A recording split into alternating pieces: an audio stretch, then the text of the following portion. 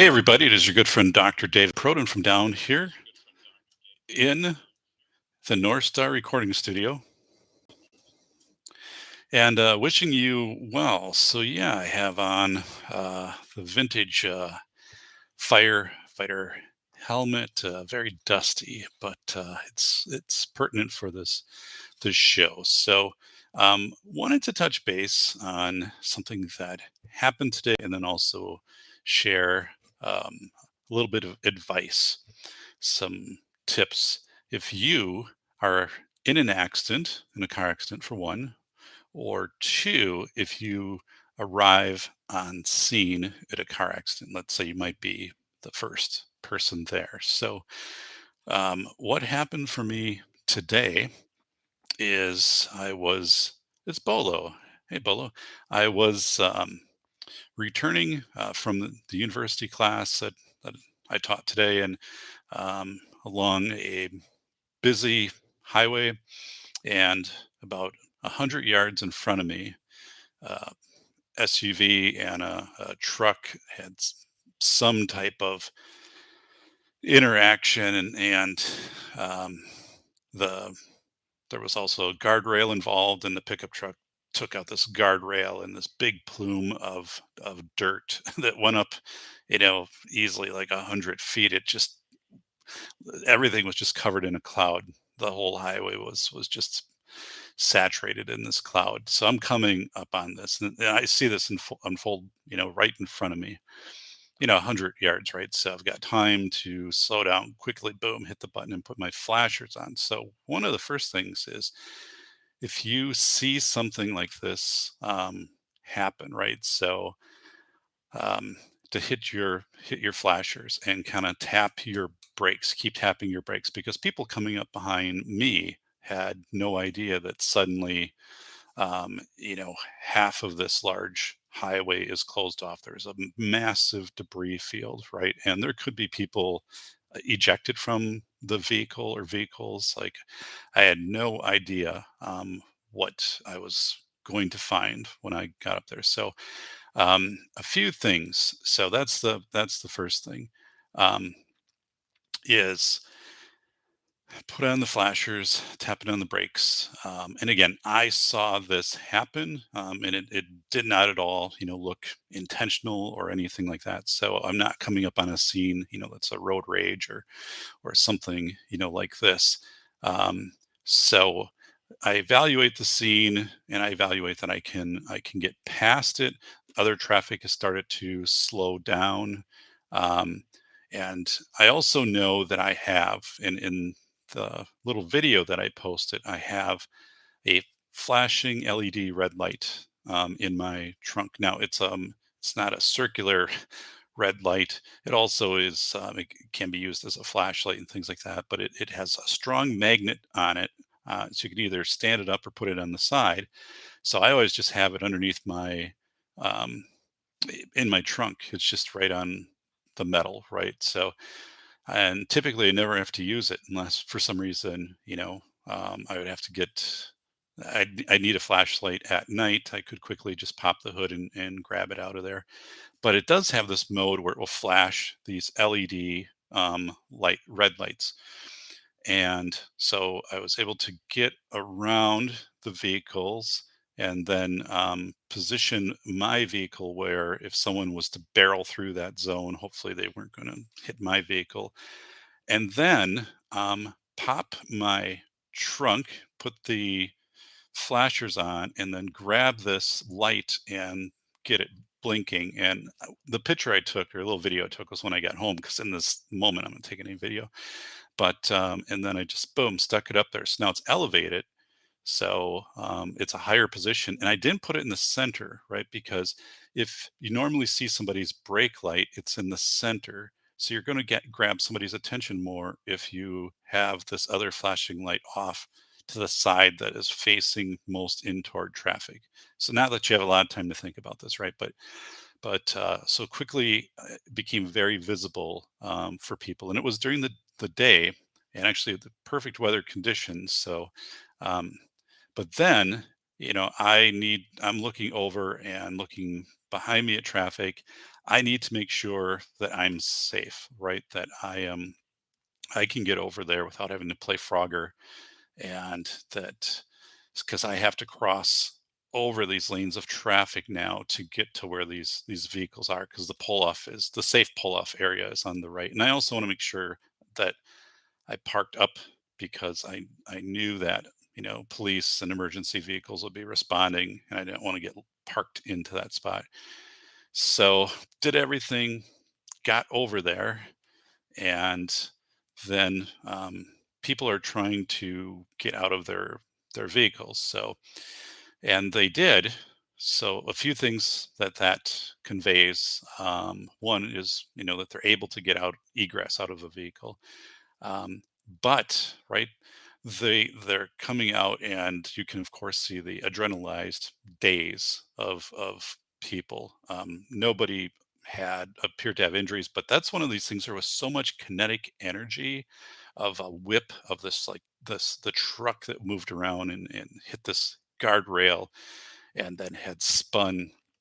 It was, I mean, that's a 70 mile an hour posted highway. So, at least that speed. So that's where you have concussion, things that happen to people, right? And, or, vertebrae and stuff like that moves. So what I'm doing is a few things. One is I'm immediately assessing that I can safely get over there, right? So you're assessing that you have a clear path with traffic, and I you're not going to walk into, there's not going to be a downed wire, but just that you're walking into an area too. If there's a vehicle that comes kind of careening through there, that you can get out of the way. It's not like you against a guardrail, right? So I'm getting on the other side of the guardrail. I'm coming up, and then a few things is one, if you if you take command of a situation, it usually, well, I shouldn't say usually, it can work, right? There's a few things. These people are dazed. They're coming out and they're looking at their vehicles, and by doing that, right, they're putting themselves right basically in the middle of this 70 mile an hour highway, and people are temporarily, kind of stopped, but they're just, looking. And I'm like, is there anybody else here? I mean, was there anybody ejected, right? I don't know what to expect, so I'm ready for anything, right? um, and I knew that there were enough people stopped. I didn't do anything with 911. Obviously knew um, there were other people there, and 911 would be getting called. So my thing was, right, is there anybody who needs immediate assistance, right? Somebody ejected from the vehicle or somebody trapped. So neither of those situations. Um, but the other part is, um, people need to get back into their vehicles, because the safest place until emergency responders arrive is in your vehicle, even if it's banged up and smashed up, right? That vehicle is still going to provide you some level of protection versus like being outside of your vehicle. And there really wasn't a safe area to go, because if you go down into the ditch, right, and a vehicle is coming through and is trying to swerve, it goes down in the ditch. You're not safe there. There wasn't really any safe place people could go to. So again, knowing this was near a very populated areas, and so I'm like, well, there'll be emergency responders out here within 3 minutes, which there were. Um, so tell people to get back in their vehicle. And the other thing, tell people shut their vehicle off. So why do you do that, right? So you shut off your vehicle after it's been in an accident. Both were still running.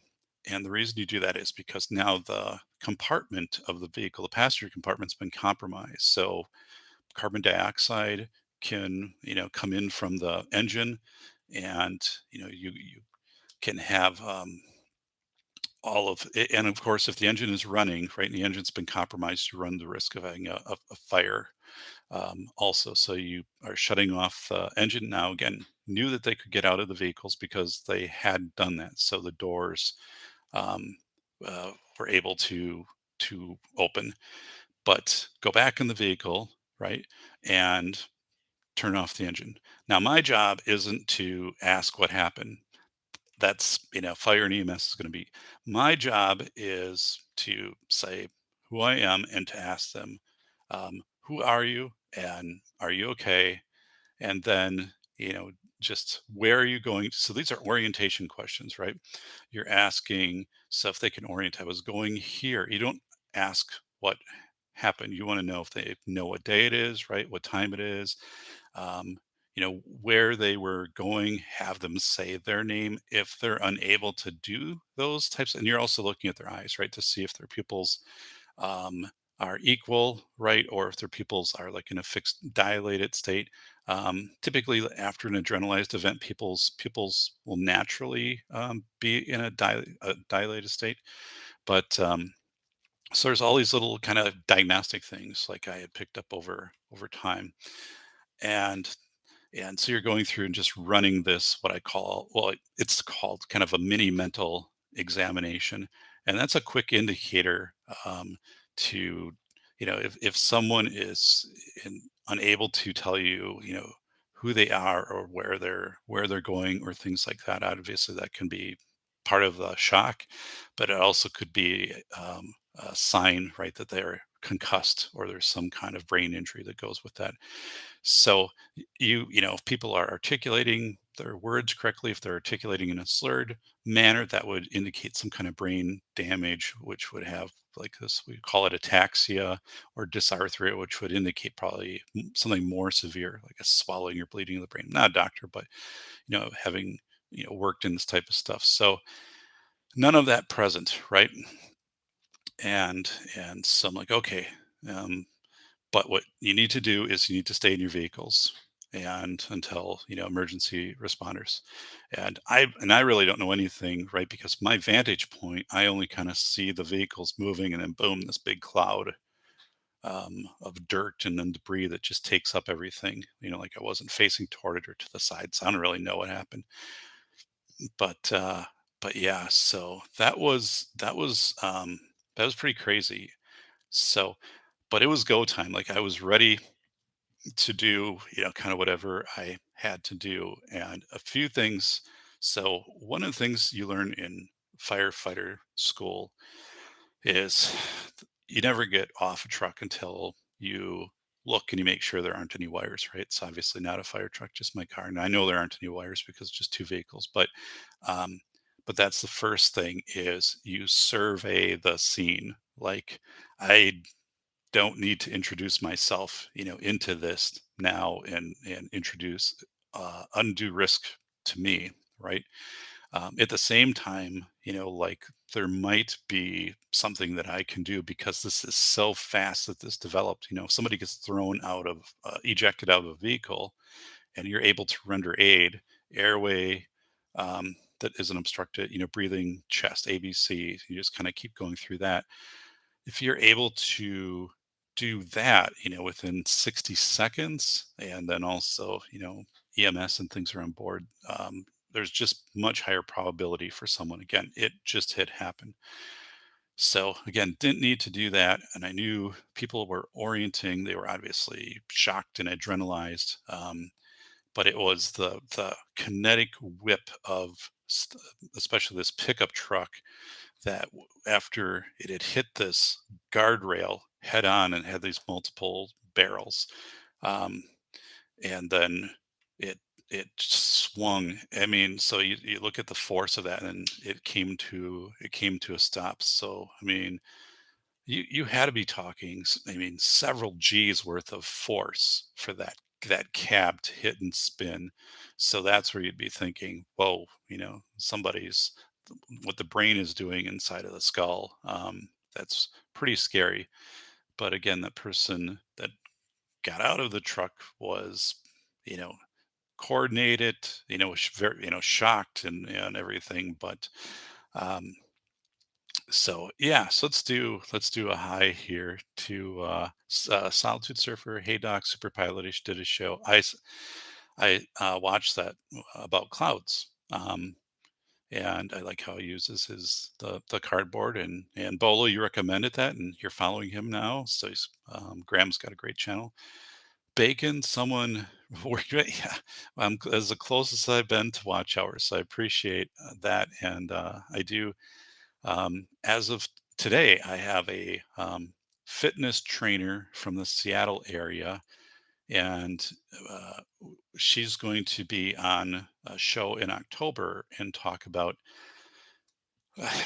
during the pandemic when I had in velocity of information, I wrote that, back in March and April 2020, if there would have been a national campaign for fitness, that would have been very beneficial to people to boost their immune systems and probably just morale. So she's like she does also kind of you know personal trainer type things. So we've been communicating, and she said, yeah, there's specific strategies she uses, um, for people, or like if it's a family that's aiming for like fitness or something like that. So she's like, I can tell you about those, kind of what people want and how long people stay interested in things. And I said, yeah, because I think this would have worked, and I think it might be important down the road, that this happens. And because I addressed it in the book, I said I'd really like to have a discussion on it. And so, um, Bolo's saying safety in is action when it matters. Yeah, and that was, I where I was at, and as this happened, I instantly knew, like, well, I'm in the right spot, right, to participate in this, right, because I can gauge, what is happening up ahead. I'll have at some point when this clears, this dust and all of this, like I'll be able to figure out where I need to go, like where I can park. And then the time, right? Like I know, like I can be there within 60 seconds of this accident. So if there is whatever level of injury there is, I mean, um, if I can be there, right, and it's a stop the bleed, or it's an ABC, something like that, airway, breathing, circulation, those would be things I could immediately render. And I have stuff in the car too, right? And you've got it was 3 minutes for police to be on the scene, and you're talking probably 4 or 5 minutes for EMS. So not a lot of time between the accident and the responders. But again, if you can close that window from 5 minutes to instant to 1 minute, where you're contributing to stop the bleed, or if again, somebody, let's say somebody was ejected and they're on the highway, right, that you can re- remove that person from that location to a safer location. Um, just in general, I mean, there's whatever aid that you could render, but then again, there are these tips that come in, and you know, if you are in an accident, right, as soon as the accident event you believe has concluded, but I mean, you don't know for sure, because there could be another vehicle that comes through and someone's not paying attention and no, they hit somebody else and whatever. But um, take inventory of yourself, right? You know, hands, you're wiggling, you touch your nose and stuff like this, like which is just kind of testing your coordination. Um, the Socratic method, like what your name is. I'm David. Today is September 17th. Here's where I'm heading and stuff like that, because it is forcing your mind to do orientation. And if you're able to do those types of things, you're probably that's a good news right off the bat, right? Um, Now, I mean, because you're in an adrenalized state, I mean, you could have cracked, broken ribs, and and I was in my accident. I had a lot of residual kind of chest damage and stuff like that. I mean, it all healed, but that in the moment, I wasn't really aware of. And then in the hours after that, the everything had kind of set up, and the stiffness and the torque and all of that. But yeah, and turning off the engine, and not to necessarily get out of the vehicle unless you can do that if there's other vehicles involved. You have to really survey. Then the first thing is, can you even get the door open, or do you have a way for yourself to get out? um, but if you are approaching vehicles, that you are always approaching from like the passenger side, well, however vehicles end up if there is something going on, and if you have a light that you can shine and things like that, because other vehicles coming through the zone, you have to be watching and be able to run. And actually, when you walk, you're always kind of walking in a direction where if your first step had to be running away, you've already got that done. So, like, as I'm approaching this, so there's a guardrail, and then guardrail, it's bent up, and then there's a vehicle, and the highway's here, and then there's this other SUV over here. Like, I'm approaching this way on the guardrail, and then I'm also, I've got my feet kind of pointed definitely this way. So if a car comes out of control and I, perceive it, right, I've already got, 2, 3 meters in a split second that I'm able to go, to get going. So you're always ready to go. And then and the thing is too, like when you approach, I mean, you approach and you're doing verbal and from a distance, because someone, you know I had Kevin Sullivan on the show, who is a physician's assistant and was a soldier in Iraq. And Kevin tried to get somebody out of a burning vehicle, and when they were unconscious and when they came to, they started to fight him. That's in that show. And then he was able to get this person out, and his vehicle burns up. It's all on tape too. um, but yeah, so you want to give yourself plenty of kind of distance as you're coming up.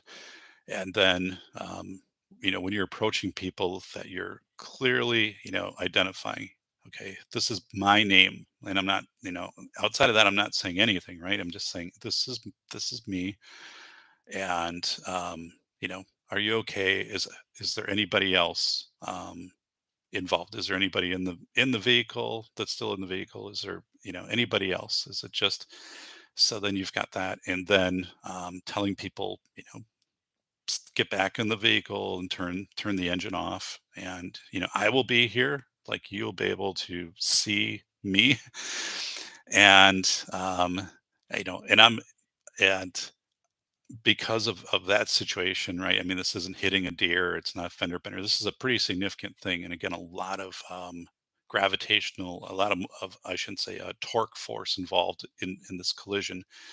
um you know I I'm I I don't want people to, I'm not interviewing people, right? Again, that's not my job, and I don't wanna engage people and, "Oh my god, what happened?" Like, "Remember," whatever. I mean, that will be forensically, that will come to light, very soon. It's just their well-being, and not to overload them, but, again, your name, and if they could say, like, where they were going, and, um questions like what day of the week is it today, what time is it, and things like that.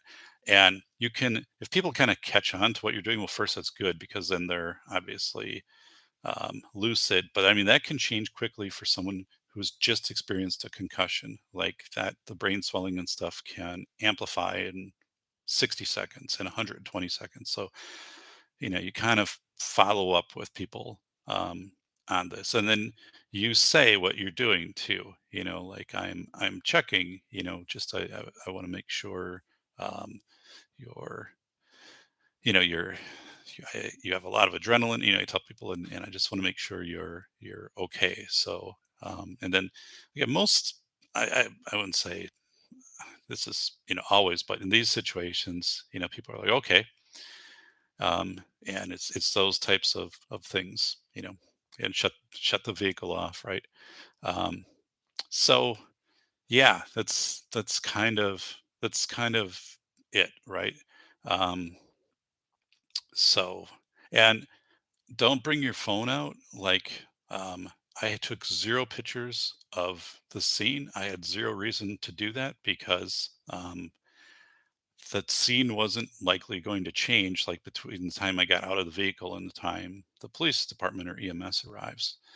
And, like, there's no need to do that. I'm not filming this, right? So, put your camera away. There's no need to capture any type of forensic evidence.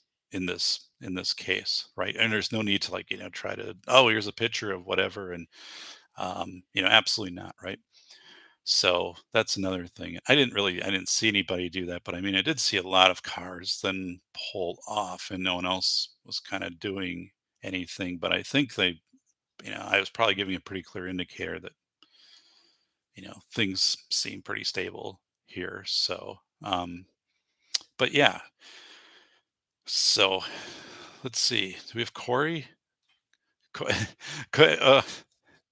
wow. All right. Well, I appreciate you being here, Corey. So 25 minutes in, Corey's like, I am putting a lid on this, but I appreciate you, buddy. And I know this is a late one. And so, um, and I don't really want to go too long. So, New York Outcast, Dax in the role play, God bless him. Sorry, I'm just, intoxicated. The thumbs up, Dax. Great information. Hey, appreciate that. Yeah. And actually, that's an interesting point you said, intoxicate, because when you come up to a scene like this, and I don't believe this at all was at play, but again, what if somebody is intoxicated and aggressive? So again, I want to have a distance because I don't know how somebody is going to respond to this, or what really was kind of behind this. Now again, I saw this happen, so that's different than if I'm coming up on a scene, right, that I didn't see happen. Then I think there's a completely different level of personal security you need to take with that in survey. Because what if it was an instant of road rage, and um, you know people that again were participants in that are still there, and they could still be angry, right? But again, I didn't see any type of crazy driving or whatever happen in this. I'm not sure, what happened, but I had pretty strong indicators from observing it that coming up on this was going to be, something where the drivers or the occupants weren't going to be a risk to me. But again, that's something that I'm having to think of as I come up to that area, to be very careful.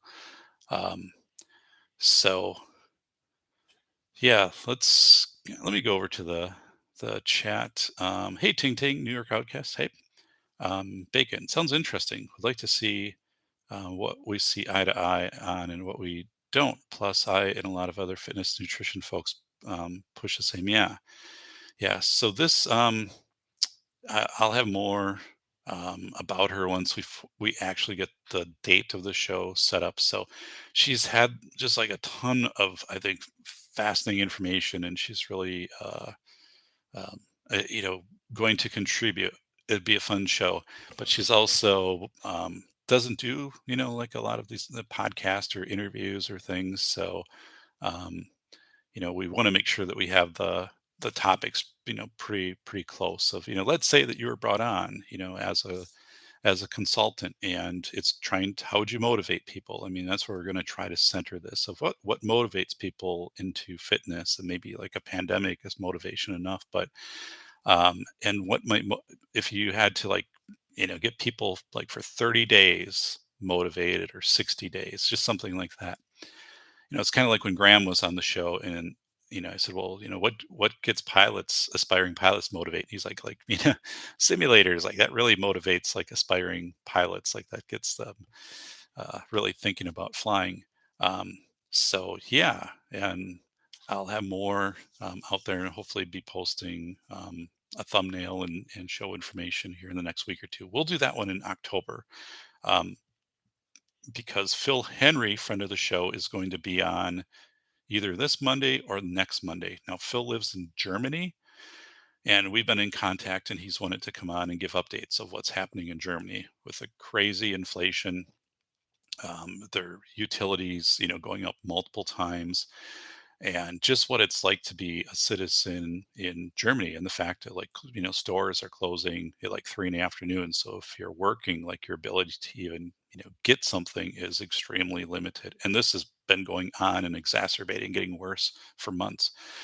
Um, so he's been sending me a lot of like pictures he's taken of storefronts or just empty stores or things saying like, we're only open like whatever hours. A lot of it's in German, so he's going to translate it. But he will be on either Monday night. I think it's probably going to be the following Monday, though, that he'll be a guest. And yeah, Phil's always really insightful. Be fun to have him back on the show and it's important stuff. So, so Bacon's rating. So, if you're responding to an accident and one of the vehicles was coming from Domino's, would you eat the pizza? Asking for a friend. That is interesting. Yeah, how well preserved would that pizza be?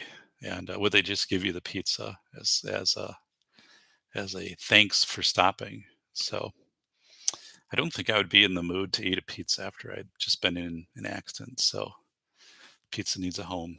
Um, Bolo, Corey, good night. Ting Ting. People who pull out their phone, take pictures are creeps. They have no business in an accident. Yeah, and I didn't see that um, happening, right?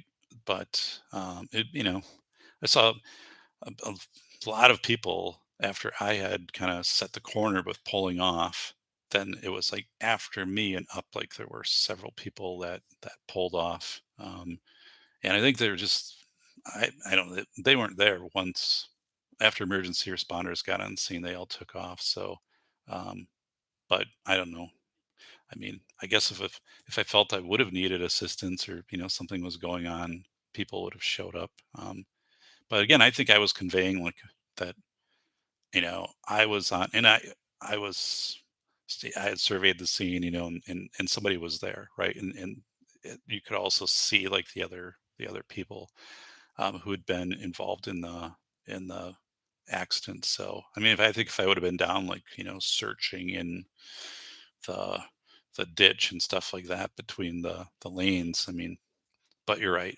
Um, so that's kind of the thing I think about with the Kobe Bryant helicopter crash, and the police, taking pictures and stuff like that of, that's just horrible, right? That's horrible.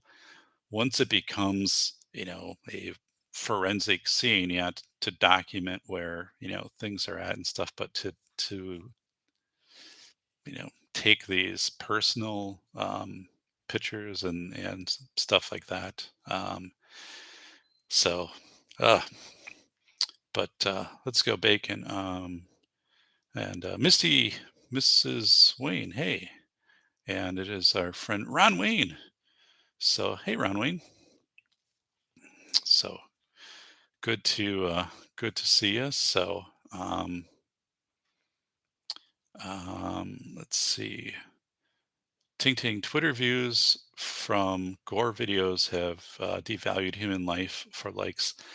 Yeah, yeah, very true. There's so many of these challenges too, which are just risky and stupid, right? I mean, remember the Tide Pod challenge of telling middle school kids how many Tide Pods can you swallow, stuff like that. Just crazy, stupid stuff that end up causing harm or causing somebody to die. So uh, let's see. Um, and okay. All right, so that's kind of where we're caught up. Ron, hey, you got a blue wrench. So, um, yeah, so maybe yeah, if you have something you want to put in the chat or something where you've encountered or been in an accident and something you I guess took away from that as far as something you learned, or something that if you came upon a scene of an accident. I mean, was there something you saw people doing, or was there something where you did something, or was there also this sense of, okay, this I can't safely get involved in this, I can stay here, and communicate this to responders. But for example, um, in Wisconsin, right, highway ice is over, and there's multi-vehicle accident. Well, for you to try to get out there and to check on people and everything is iced, and other vehicles that come into that area wouldn't be able to control themselves and could be going right towards you, that's obviously not safe for you. And so that's where you're, trying to communicate out and with 911 and dispatcher as much as you can observe from where you're at. But I mean, there's really no safe way to inject yourself into that situation. Um, so yeah, I mean, it is, we talk about chaos, right?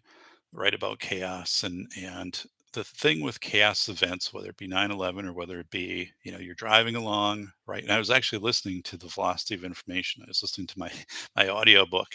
Um, so kind of, you know, prophetic, right? That had that on in my car.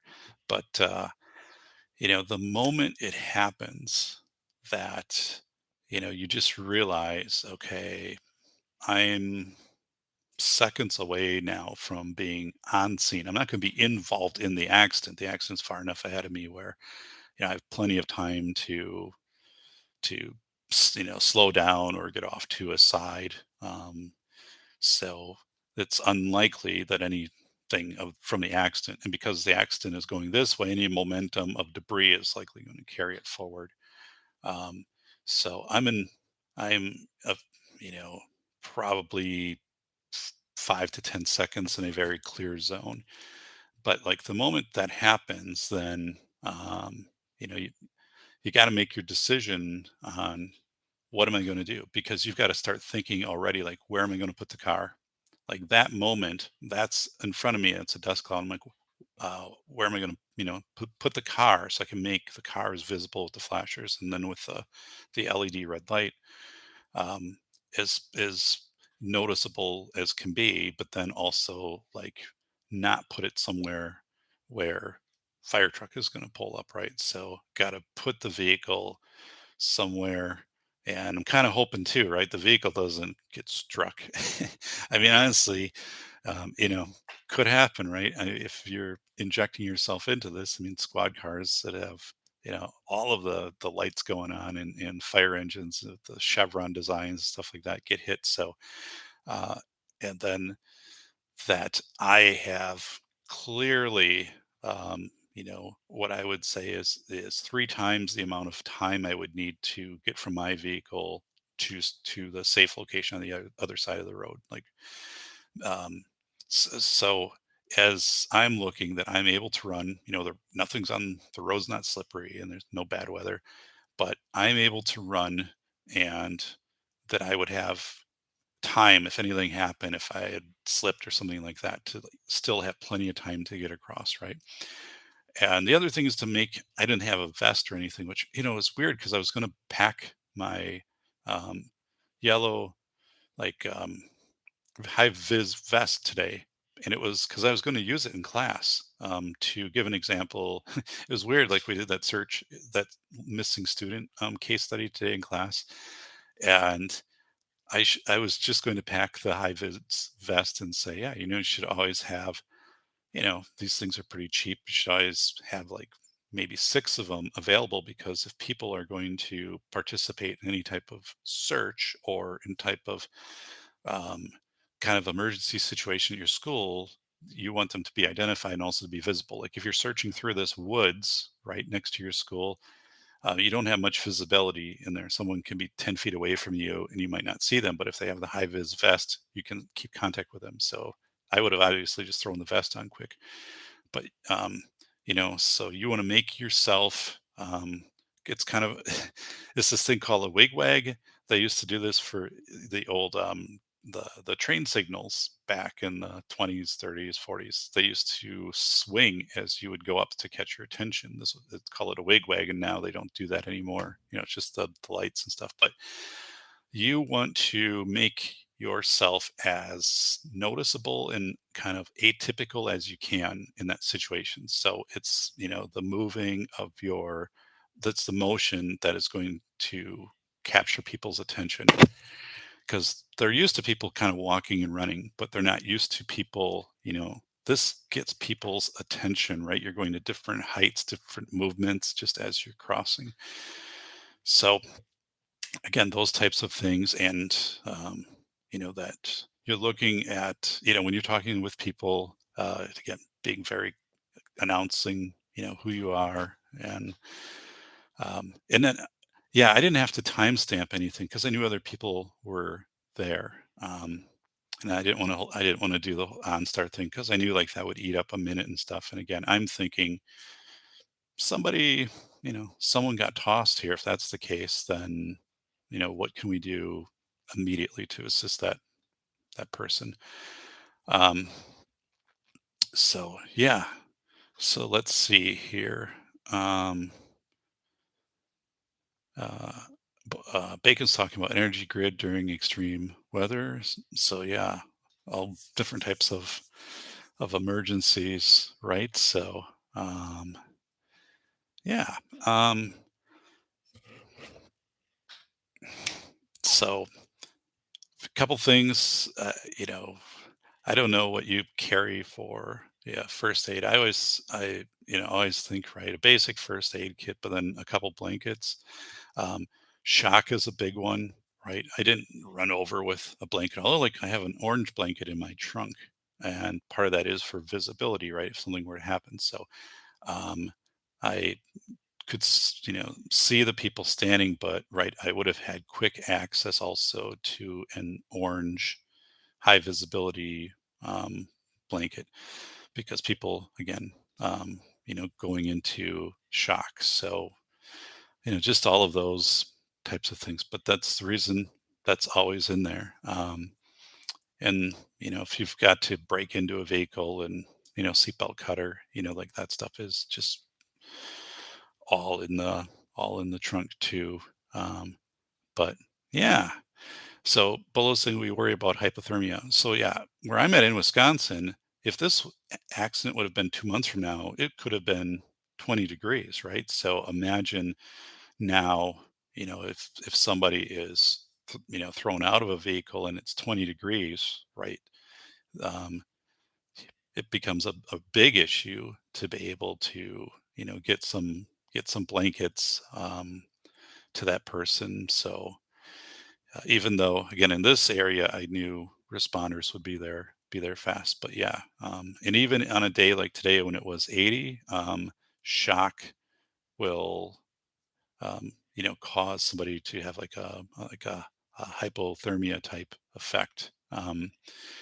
So I saw people adrenalized. I didn't see anybody like shocked where you're coming up and then again seeing, people sweating or, um, you know, um, disoriented, um, shaking, things like that, which can be, that can be a little bit of adrenalized, but there's a difference between someone who's adrenalized and someone who's shocked. Someone who's shocked isn't going to respond to you, um, you know, so they might look at you and they might, but that is a different thing.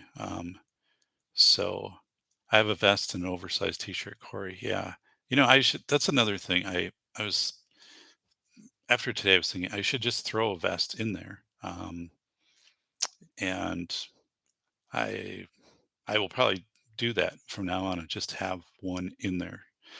And again, if anything happens to me or whatever, then the vest also becomes, something that, either I could wear or something I could slam, in the middle of the trunk, open the trunk up. And so there's increased visibility for me if something is happening and I'm needing to wait for, emergency responders or, whatever to come. Um, so yeah, having some bright clothing and reflective stuff is a good idea. So no brain equals no effect. So says Bolo. So yeah, I don't know. Um, so just pretty crazy, pretty crazy stuff, right? And I again, I think there's some points to take away from that. Shutting off a vehicle, stay in your vehicle. Even if your vehicle's been compromised, you're still likely much safer than being out in traffic, unless like your vehicle's literally like in the middle of the traffic, right? Which this truck, but the cab was more like the bed was out into a lane, but the cab wasn't. So the cab was still in a safe area. Um, But, that's the thing, and people leave what is still probably their safest option. Um, I think that's probably one of the more prominent causes of people who are injured or killed in a car accident after the accident is the fact that they exited the vehicle, and now right they're into an area of traffic, or um, that somebody hits somebody else and then that hits them, and then you don't have a lot of time to move or places to move, so stay in the vehicle, and if you can, keep your seatbelt on, but check the doors, right, because you want to have an egress. You want to see if the vehicle doors can open or not. You don't want, if you I mean, there might be some situation, right, if a fire started where you'd have to climb out, or someone would have to, pull you out. So yeah, it was weird. Like after I was in an accident, totaled out my car in 2019. Um, my radio and my electric still worked, even though the car was just, you know, heavily, heavily damaged.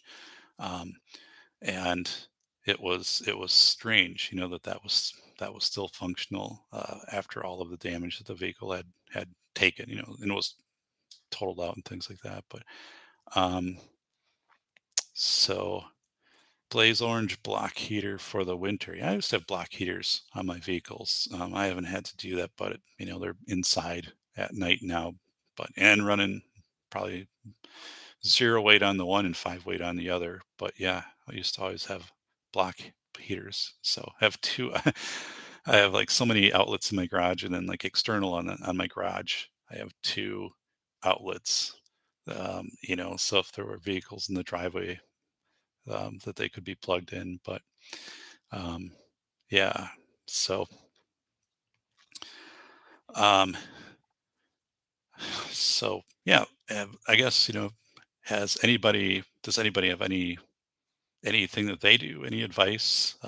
Any tips for you're driving down and you happen to see an accident? Have you been in one? Has somebody or stopped and tried to help you out or render assistance? And kind of what have you experienced on that in your process? Because um, I think there is this thing, and I don't think I would know it innately had I not been trained, with the firefighting skill, and then also all the stuff with the books and chaos and stuff like that is to like, you recognize the change from baseline, the chaos event, and you immediately decide you're going to take action, right? So it's simulated annealing. You're doing something that is going to, in this case, bring me into the situation. Um, but and then you assess, like I'm assessing the environment. Can I get over there myself without being Frogger? And then once I'm over there, right? Um, how am I going to prioritize this? And then I got to make sure I can maneuver myself, right? If anything else is introduced into that scene. So, hey, it's Swamp Dog Armory. So, hey, buddy. Yeah, and I will email you. Sorry about that. Um, so Bacon is saying, since homeschool isn't here, to say it first aid kit and knowing how to use it. Yep. Yeah. I think, that flexible bandage wrap that's like, 3 inches wide, and you just wrap it around and around and around and around, and you get to the end and you just kind of pull it under. And um, I always pack that on my bike truck. I've got a big length of that, and then I replace it every season, so it's elastic, like when you need it. But because somebody has a big contusion on their head or something like that, or um, you can boom cover a lot of ground in a short amount of time with something like that. um, I also, when I bike, I have a splint, a bendable splint that I bring with me because when I was in my like worst bike accident, um, you know, I could have used a splint. Like that would have been a smart thing to have, and it's pretty cheap, and but, I would say, that's another thing, and then that can be used in concert with that wrap, and I mean, you're not doing a lot of crazy first aid because emergency responders are there. Your number one thing is to try to stop the bleed, right? And it's airway, breathing, circulation, but, um, yeah, that flexible, you know, wrap, is probably like my go-to. So in Canada and the States, it gets snow, yeah. Unfortunately, yeah, in 2 months, like, we'll be snow covered here probably through the first, second week of April. So that sucks. So my accident was in January, so it was terrible. It was a situation where the roads were icing over, and oh god, that was bad.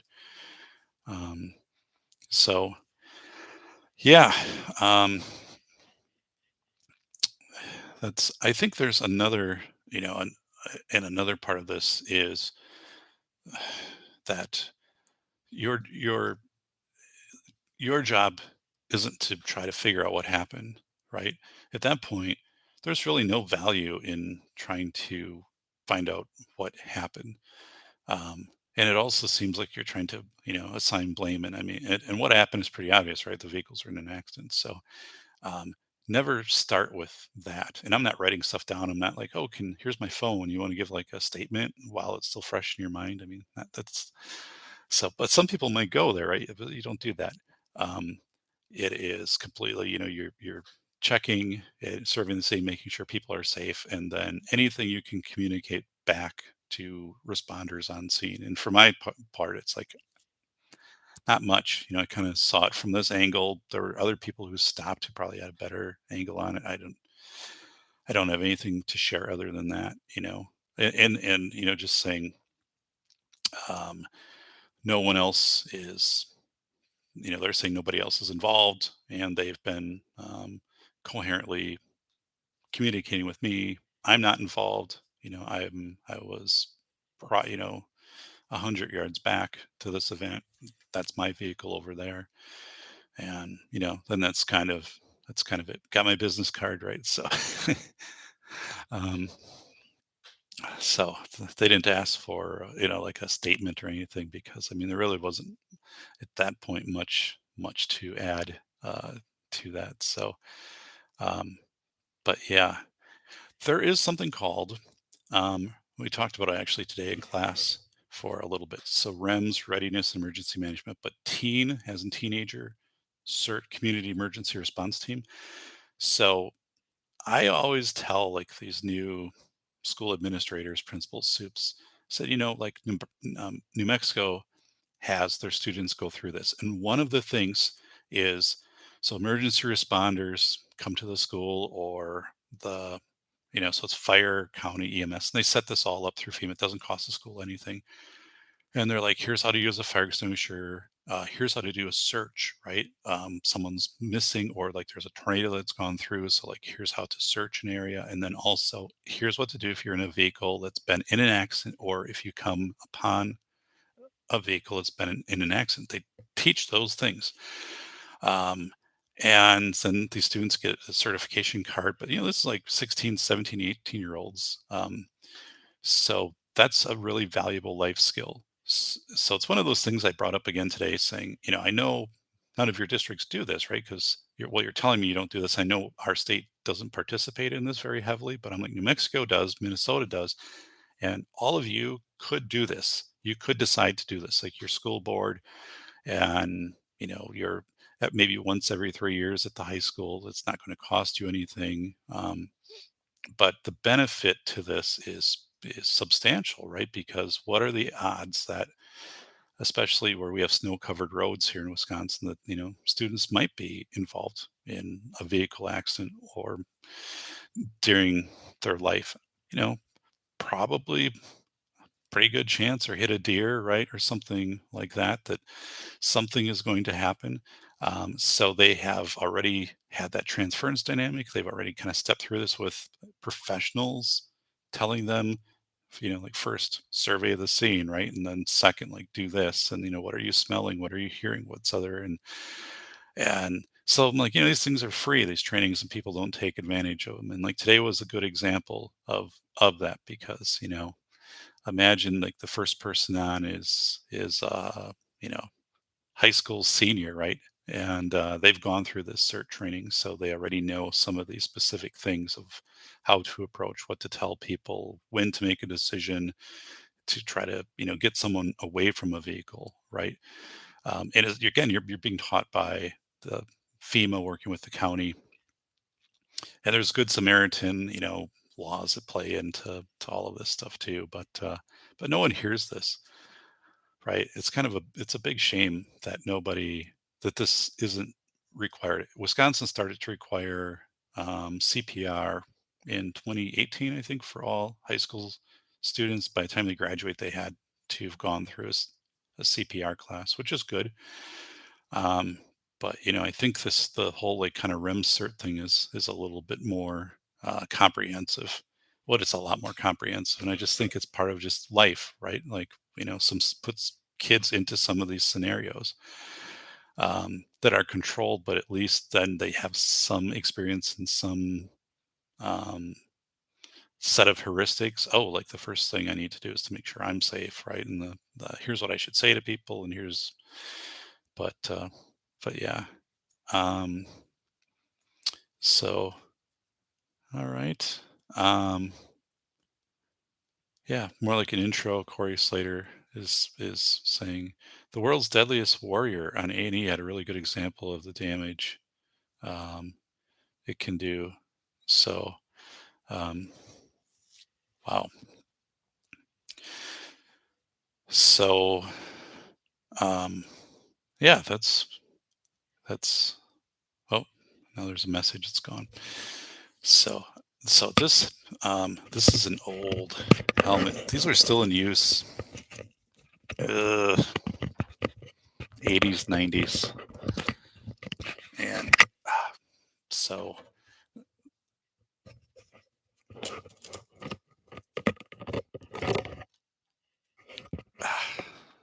heavy. It's all dusty. This is old. This is a 70s helmet. These were used 70s, 80s, and maybe 90s as like a summer, like a wildland helmet. Usually, wildland helmet would just be almost like a yellow worker helmet. But if you're on a department, this is probably would suffice. Some of these were just kept on trucks too. But so, yeah, this is this one is old.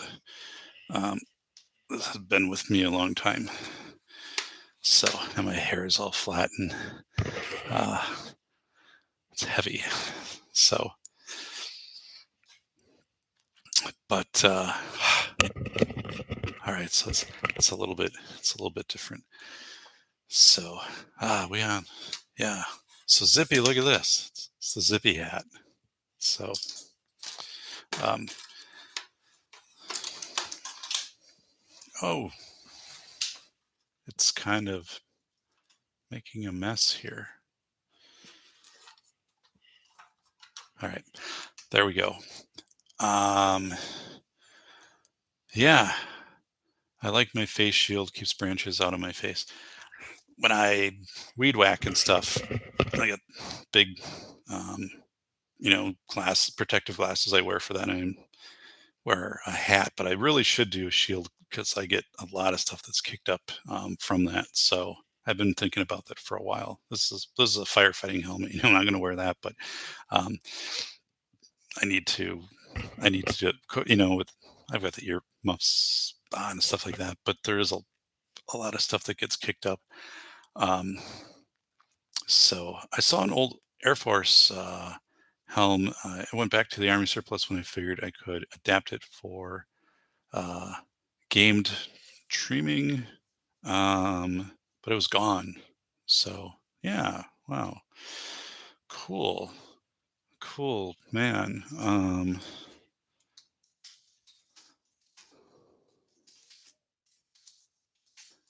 Okay. So, yeah, so the little short I posted again, it just has that light.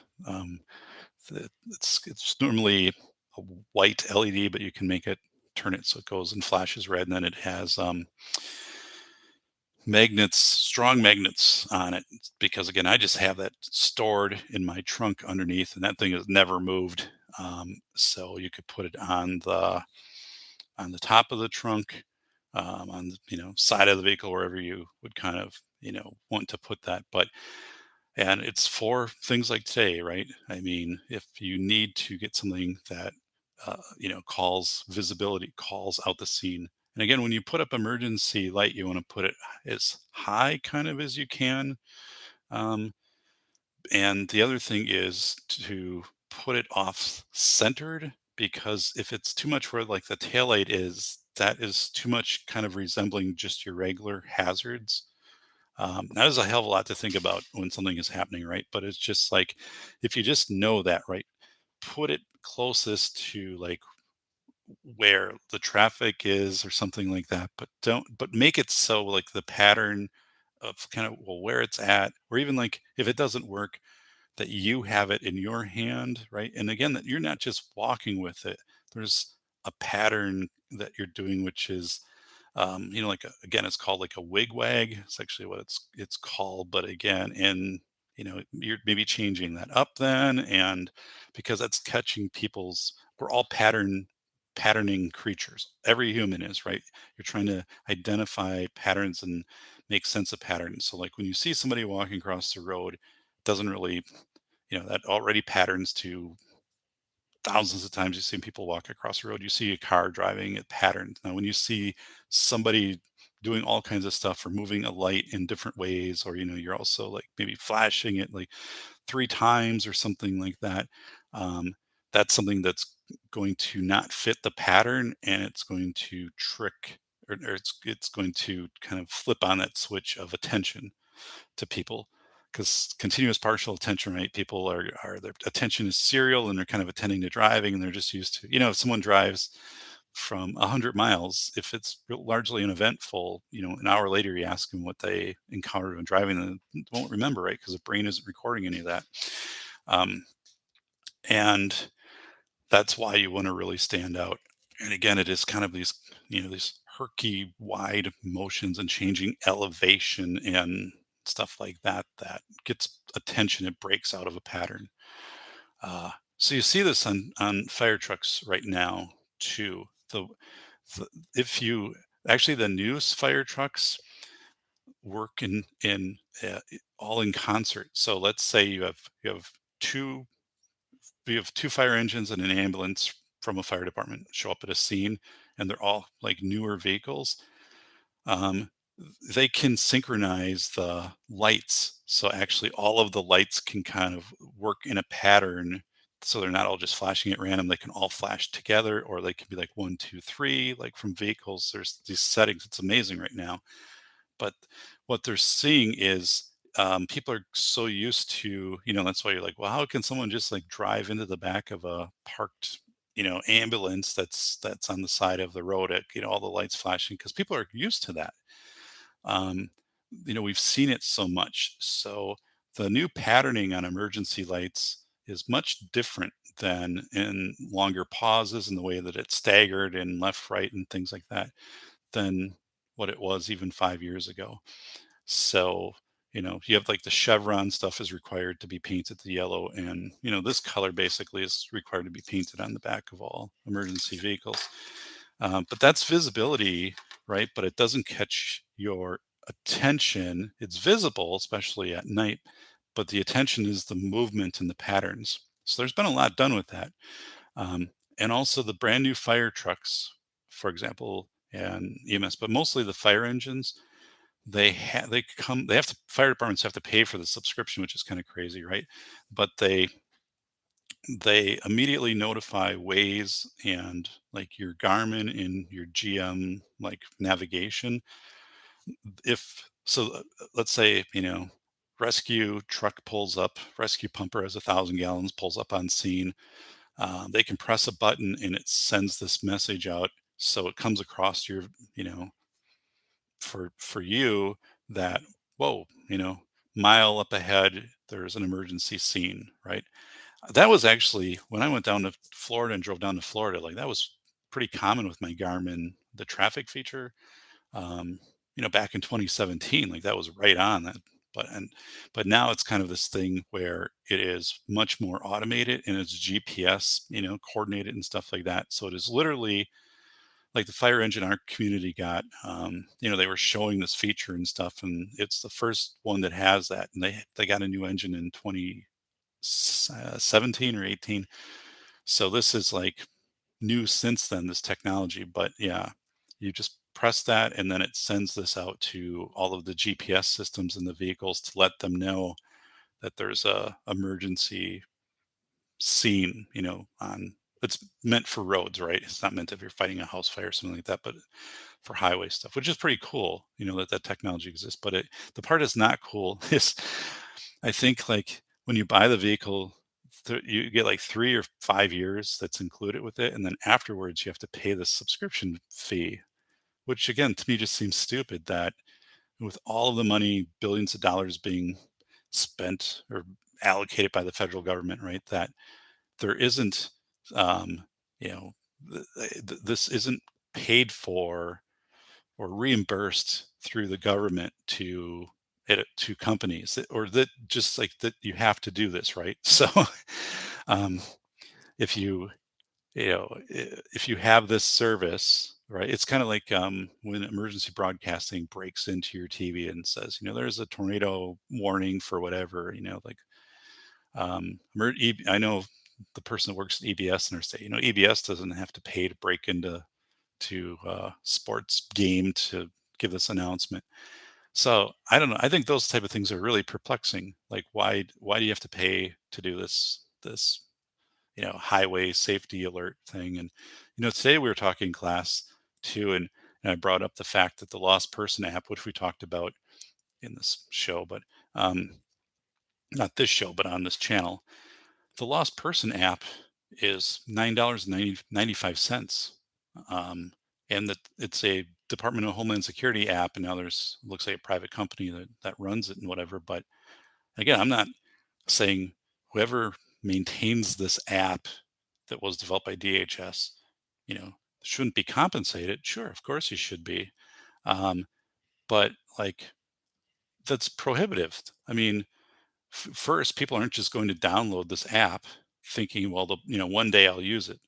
So, and then if you're in the moment, right, you're going to try to download this app for 9.95, and then that would also be the first time you've ever used the app. So you'd have to learn the interface and like, this, every minute counts. It's not logical, doesn't make sense. So, my students really got the irony of that today, right? I said, isn't it nuts that um, we think of all the things with school safety, right? And we're talking about students, with autism, for example, or, young kids or whatever that might wander from a school site. Doesn't happen a lot, but it happens. Like one of the students said this happened at her school, a year ago. Student had almost a similar thing, had wandered into a woods, um, which abuts the property. And I'm like, we know that this does happen, right? So, but why wouldn't we just, if you're a school and school staff, why wouldn't the app be available for free? Because again, it's from the Department of Homeland Security. Like our tax dollars have paid for this app. Um, I have a hard time kind of squaring stuff like that. I mean, it's when you bring up these little oddities in safety that people are like, oh yeah, like that. That makes sense, right? That should be free. And I'm like, yeah, I mean, if you don't really anticipate you're going to interface with this, no one's going to drop $10 on a missing person app. But it's so, whoa, ghost in here. My, my Peter Veckman, which is kind of ironic, Ghostbusters just tipped over. So he seems a little unsteady here. Pete, what's going on? There we go.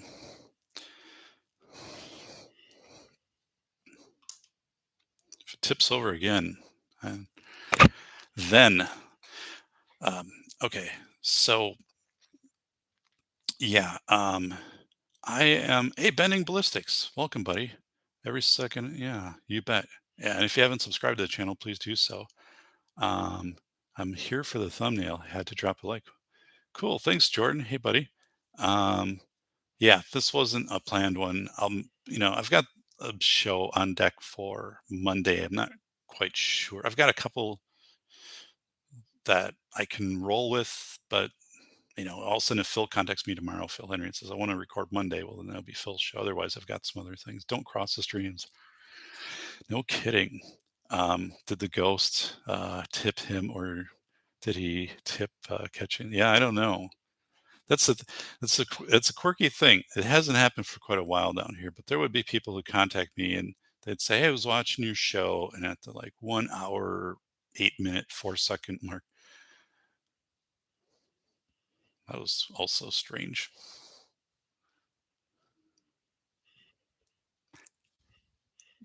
Um, all right, just a second.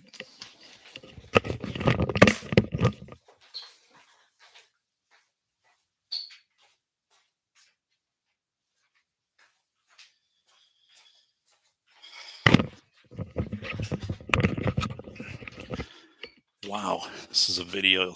Probably be on Into the Unknown in a year. Um, no, people would send something and say like, go to this part and then look at like the orb or look at whatever. And there's something there, but I mean, I'm also like, I'm running a C910 camera, which, just by looking at this, like, this camera is super over. Kind of exposing everything, and I've been looking at new cameras, been looking at what I'm going to do for a mic. I don't know. There's like a different Logitech kind of gaming set, which looks like it's pretty good, and some podcasters use it that I might go with. But if I decide to just go straight up with the mic, I'm going to probably replace my Blue Yeti with a Shure, I think MV7 mic, which I think would be a pretty nice upgrade. And my headphones are pretty good, but I would probably upgrade those at the same time. But, oh, I don't know. I'm more and more leaning toward just going with a nice headset, and kind of just ditching the mic. I don't know, but I'm going to do something. So yeah. So Misty, Mrs. Wayne, nah, nothing kind of paranormal happening in the house or anything like that, and all good energy. But that has happened more than once. Like people kind of will say like, look at this or look at this, and I'll say, well, until until I can get a different camera and stuff, I'm not coming down here and finding the furniture all moved around or something like that. So it's just kind of a funny thing. But so how old is he? Corey's citing or asking. So how old is he? I don't know um, when seconds count, help is minutes away, be your own helping hand. Betting Ballistic said, yeah, absolutely. Right. And that was something today in the case study.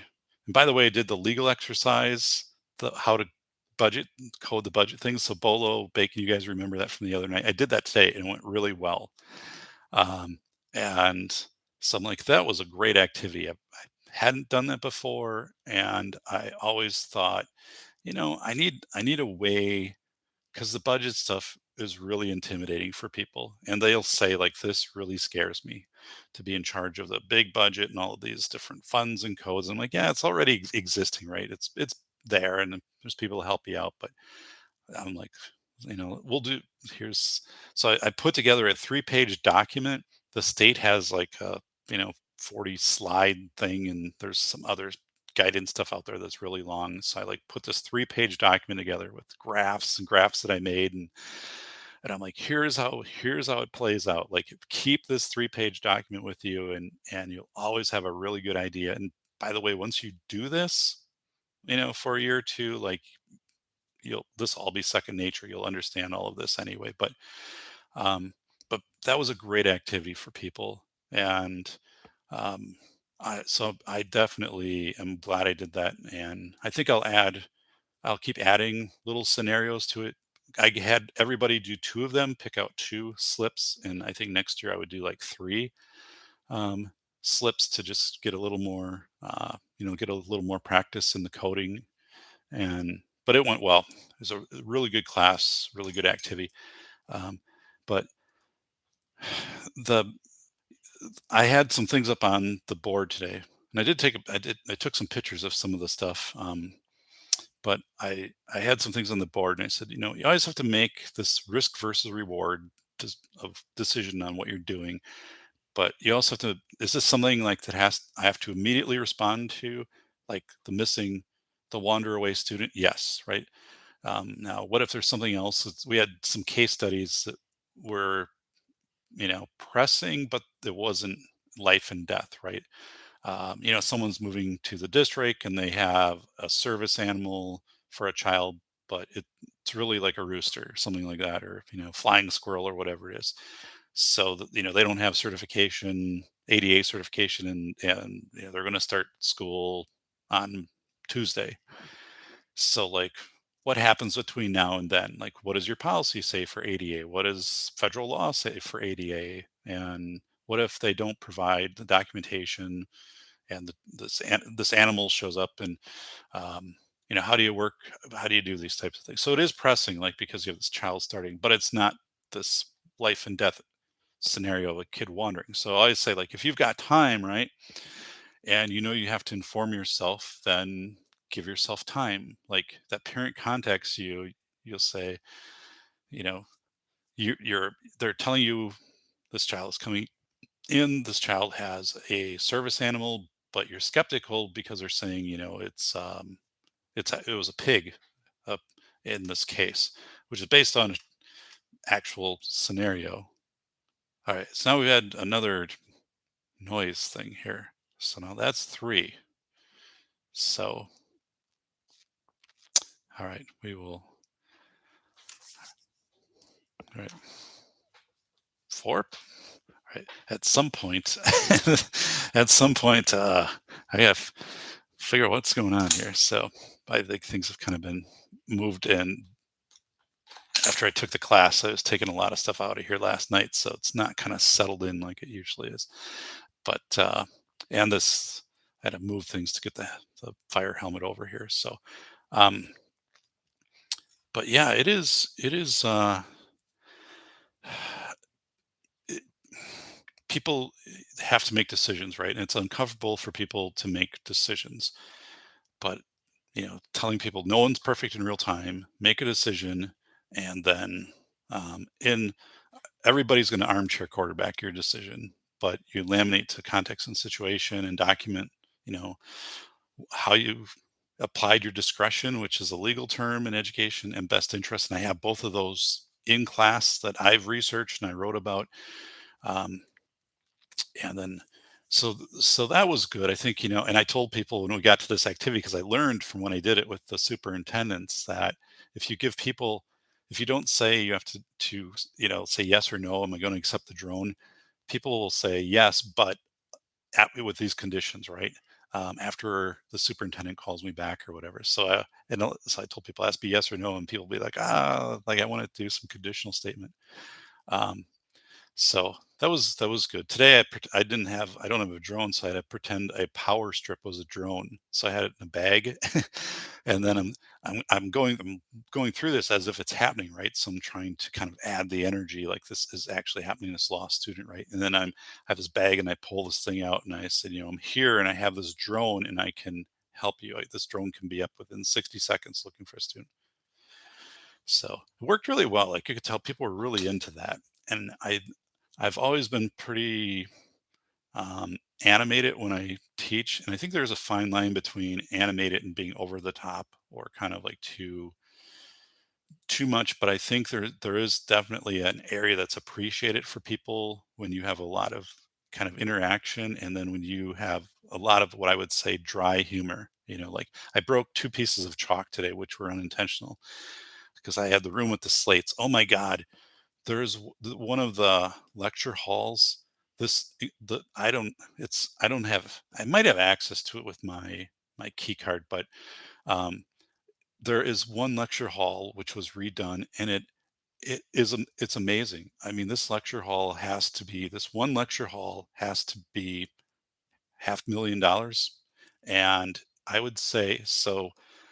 It is so high tech, if you can imagine, and it's small, and the risers. So your first row maybe has 10 people, and then there's like 4 feet up, and then your next row, and everybody has like a monitor. Then your next row is up, so you can clearly see. And then there's this big monitor in this elevated area for people and portable monitor.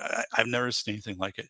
And again, like it's all between layers of locked doors, and the building is all secure and stuff like that. But that's new, and I was thinking like I could try to get in there, but I don't know anything, and I'm not supposed to really. That's not my room assigned for the class, right? Teaching a different room, but I'm just looking at it and I'm like, this is like space age. I mean, this is like a control center.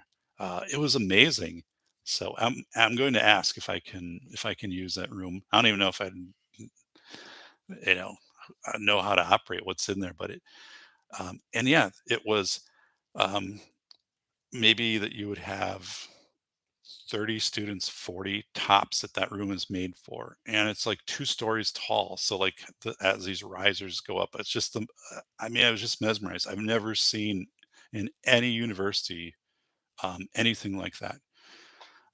In a whole wall that's a flat screen that's like this bigger than a garage door. And like this had to be done over the summer, like this renovation and stuff like that. But I don't know. It's really awesome. Like university is just really cool. But like I was just like, I want to learn more about that because it was empty. Like when I was teaching, like if it's empty, like can that become my classroom on Saturdays? But so yeah, that was man, uh, that was something. So let's go over to the chat.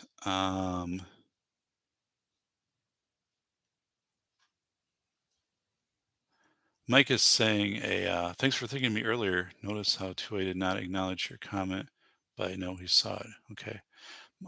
Okay. Must be from a different chat. Um, and our Vero, so welcome, buddy. I can't bring people up. I'm using the YouTube interface right here. I don't have the StreamYard um, set up. I still think it's doing a weird. No, I guess it's not doing a weird mirror thing in the back. For a while, it was. The whole setup, the cameras and mic thing, I will address. So I'm I'm actually so those of you know who C&T Designs, right? So Coop is making a LED light up safety dock um, out of metal logo. Like, well, he's taking my logo and he's making design that'll be in the back, probably kind of where the blue moon is back there. So until I have that, I don't want to kind of mess with the layout of the office too much because I'm going to change what's in back here is going to look different. Um, and then at that time, I'm going to also, I think, take on the mic and the do that. Maybe mess with the lighting down here a little bit because I don't have any of my external lighting on and stuff. Hey Heath, hey buddy. Um, good to see you. So and Um, no problem, Doc. Doc, I don't want to see my face anyway. Oh my goodness, you guys. Give Doc a follow if you haven't already, guys. So I appreciate that. I'm almost up to 1,220. I think I'm at 1216 or 1217. Um, so that's exciting and closer every day to 4,000 watch hours. And I did that little YouTube short with our cat Bojangles. When I had the cup of coffee, like, hey, you're Mr. Bojangles office cat, and that got 1,000 views. Which is big for this channel. And I've got I think a really funny YouTube short. Well, I want to do. There's a subdivision down from us and they have this massive power station there, right? So with the fence goes up 15 feet and it's got barbed wire and all of these signs, stay away, and just this. I mean, it's really. big kind of obvious like danger, stay away from this. So right next to it, literally in the subdivision right next to it, they put the playground. So I mean, you could put the play. I know why you put the playground there because it's unusable land. No one's going to build a house, 30 feet from this. Uh, but so I'm going to just do like a 10-second thing of say, oh, like here in the subdivision, here's where are they going to put the new playground? And then just you'll have the big power station is what the camera will be, and then it'll just pan over and you'll see the playground right there. And I'm just like, yeah, I get it, but at the same time, right? Like, oh my God, like don't do that. Um, that is it's and I don't think anything will ever come of it, right? And stuff like that, but it just is like, ooh, um, not probably where I would have put a plate. Just would have kept that as green space, right? So yeah, um, we don't need Curious George and the high voltage fence and stuff like that. It's just is really weird. Louis Rossman, yeah, I watched Louis Rossman and yeah, that he had moved, and yeah, his cats, yeah, sure. Oh, his cats get more than the board repairs. Um, and Bolo, you guys, yeah, thanks for watching the watch hours. I appreciate that, and I do have people, coming on, and original people coming onto the show, and content that's going, that's new, right. So, and I'm starting to mix in, a couple of these shorts when I was out biking. I did a couple of those, and I want to do like a YouTube short of like, hey, like, your bike chain is here's how to clean your bike chain, quick bike chain cleaning, in 20 or 30 seconds, right, to cut something. Because actually that's something I Google once in a while, like how do you what are some tips onto how to quickly clean a bike chain, right? Um, and so like that would be kind of a neat YouTube short. Um, so Zippy to Safety Doc, you've not figured out how to downgrade back to the older version of Stream app you use. I haven't checked with it yet. I haven't I haven't done much with that. So I'll have to check. And I'm also, so right now I'm just using YouTube to do this. I don't have StreamYard running right now. Um, but I also probably don't know all the features of my StreamYard, and I want to change the intro.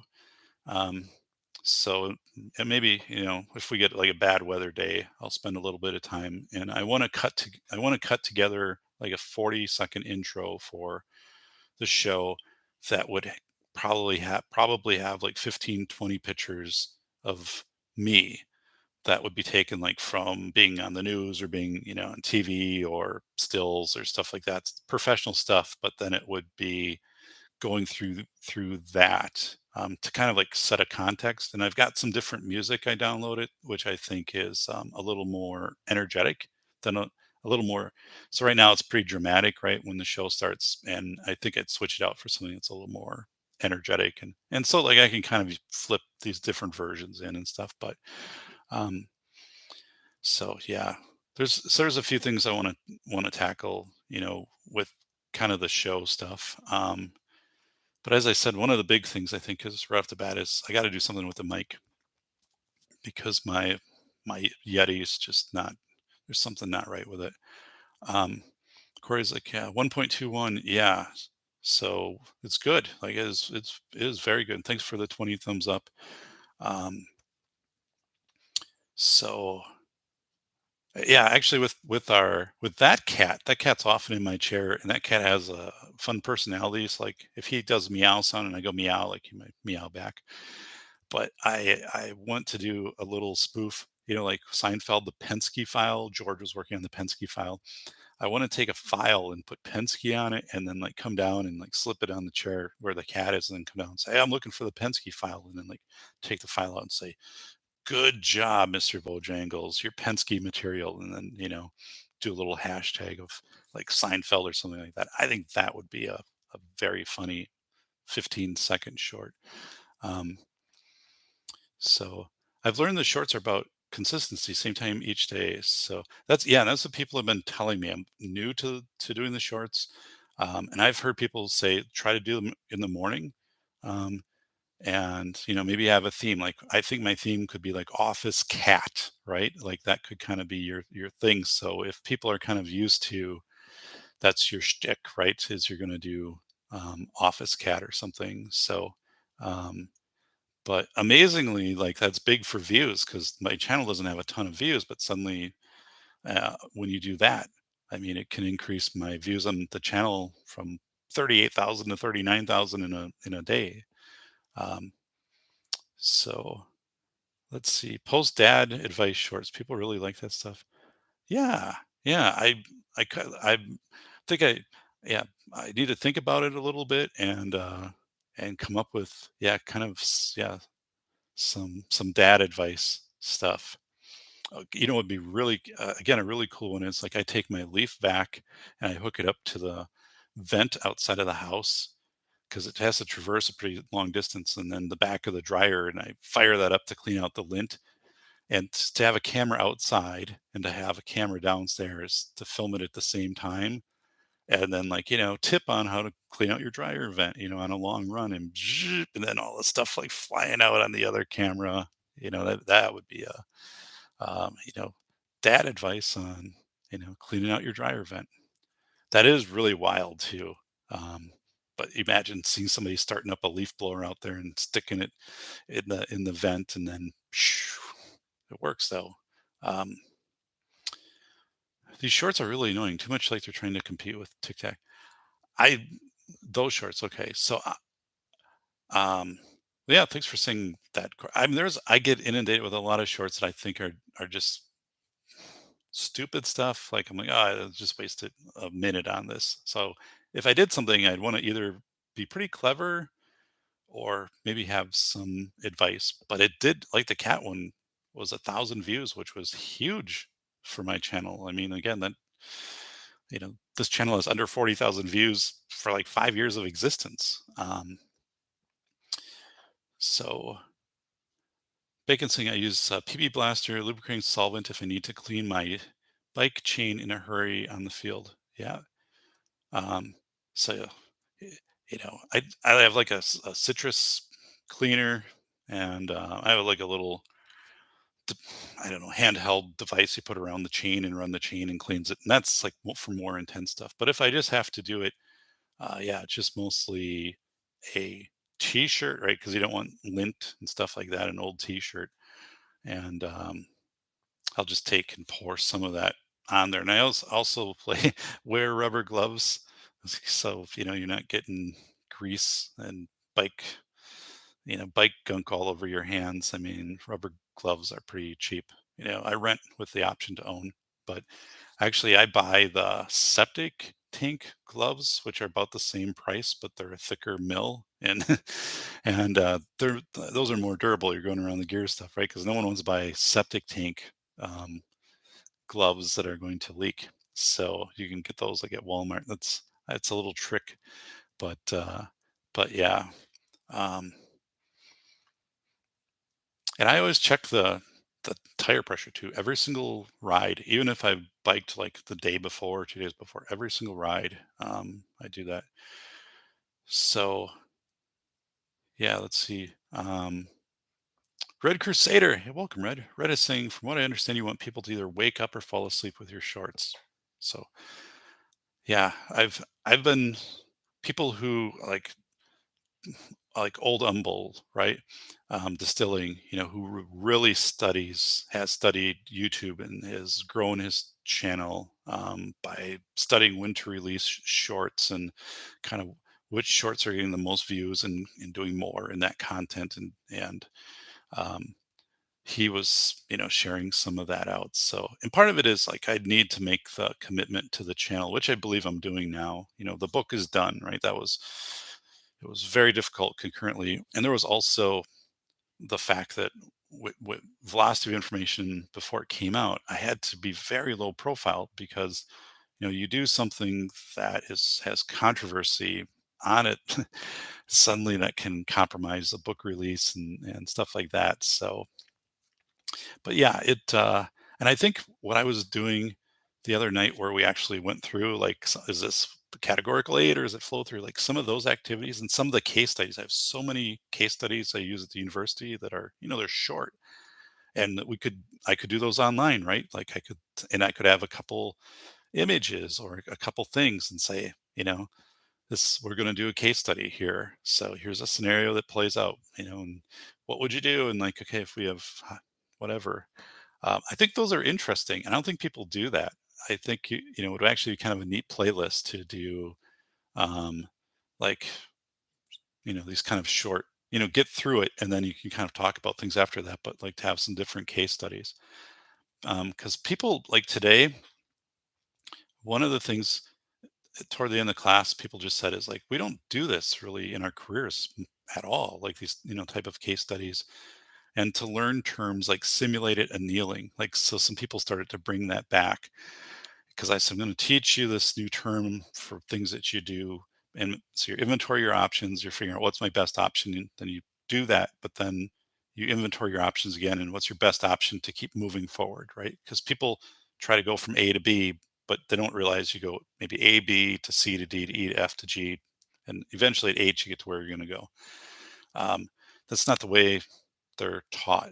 So, we talk about the simulated kneeling. I give examples of simulated kneeling. Like you're flying to New York, but your flight, once you get to Cincinnati, the flight's canceled. So you can take like three other flights to get you to New York, or you can take two flights and then you have to take a bus, or you can take a flight, a bus, and an Uber. But, what are you going to do? Like you're going to get closer and then inventory your options. Okay, from this point, I can get on a Greyhound or, um, so you've eventually get to New York, right? But you've had to change your plans. And, when people feel they have to change their plans, we are talking about that today too. I said there's too much where people feel they failed if their plans change. It's really weird, but like I see that with people. And it's not failure, like it just things change. And then you have to inventory your options and get to where you're going on a project or in life or whatever it is. And um, I don't know. It's just weird. Like I was talking to somebody who bikes in the state here, and who I know, and he said, "Yeah, just like went out for a ride yesterday, just wasn't happening, right?" And I was like, "Yeah, but it's cool that you went out for the ride, right? Like you're so conditioned and kind of so committed to trying to be out biking when there's good weather. This person is much more serious into biking than I am." But I said, "That's how strong your system is, right?" And but you get to a point where you're like, "It's just not happening today. Like, I just don't feel it." Um, whatever's going on with your body, maybe you didn't sleep well the night before, you didn't hydrate, or there's something goofy going on, like, it's windy, so it's just irritating you with the wind coming through the helmet. You're like, "Not today." And I said, "No shame in that, right?" I mean, there's no, um, if you would have just like stayed on the couch watching TV, say, it's sunny outside, and 2 months from now it'll be cold and snowy, and I could get a bike ride. Maybe it won't stick. I'm not really feeling it today, but maybe once I'm out there and I get 4 or 5 miles in, I'll be like, boom, it'll be there. But maybe not. Like I've had that. So there's a point on the one route that I do that then splits into like the other routes. Like the first 7 miles is basically after the first 7 miles, if I'm not feeling like today is not a day to bike, but usually like that doesn't happen. Like if I bike, I know what I'm going to do that day, and it's usually that does carry out. But if I'm just like not feeling it, not into it, not feeling right, or whatever, I hit that 7 mile mark, and I'm like, boom, I'm done. I'll just turn around and bike back, and it'll be a different day. Um, so yeah, just and that's again where you get to be this steward, this inventory of your kind of body. But it's not only that. Sometimes it's just mindset. Like it's don't feel like a biking day. Like I'm very much affected by cloud cover. Um, if it's If it's cloudy, I don't like to bike. I just psychologically, I don't like to bike when it's cloudy. It has to be like partly sunny. Um, I it just really affects me when I'm biking. So like, I'm biking, suddenly, it gets cloud, not going out where it's going to rain or anything, but it just clouds over. I'm like, I'm done. I just, I'm done. And then I also added, let me grab it just a second.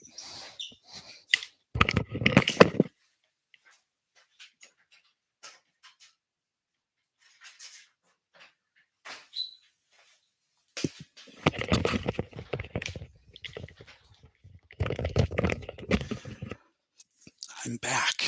All right. So what I do is I take these on all of my bike treks, right?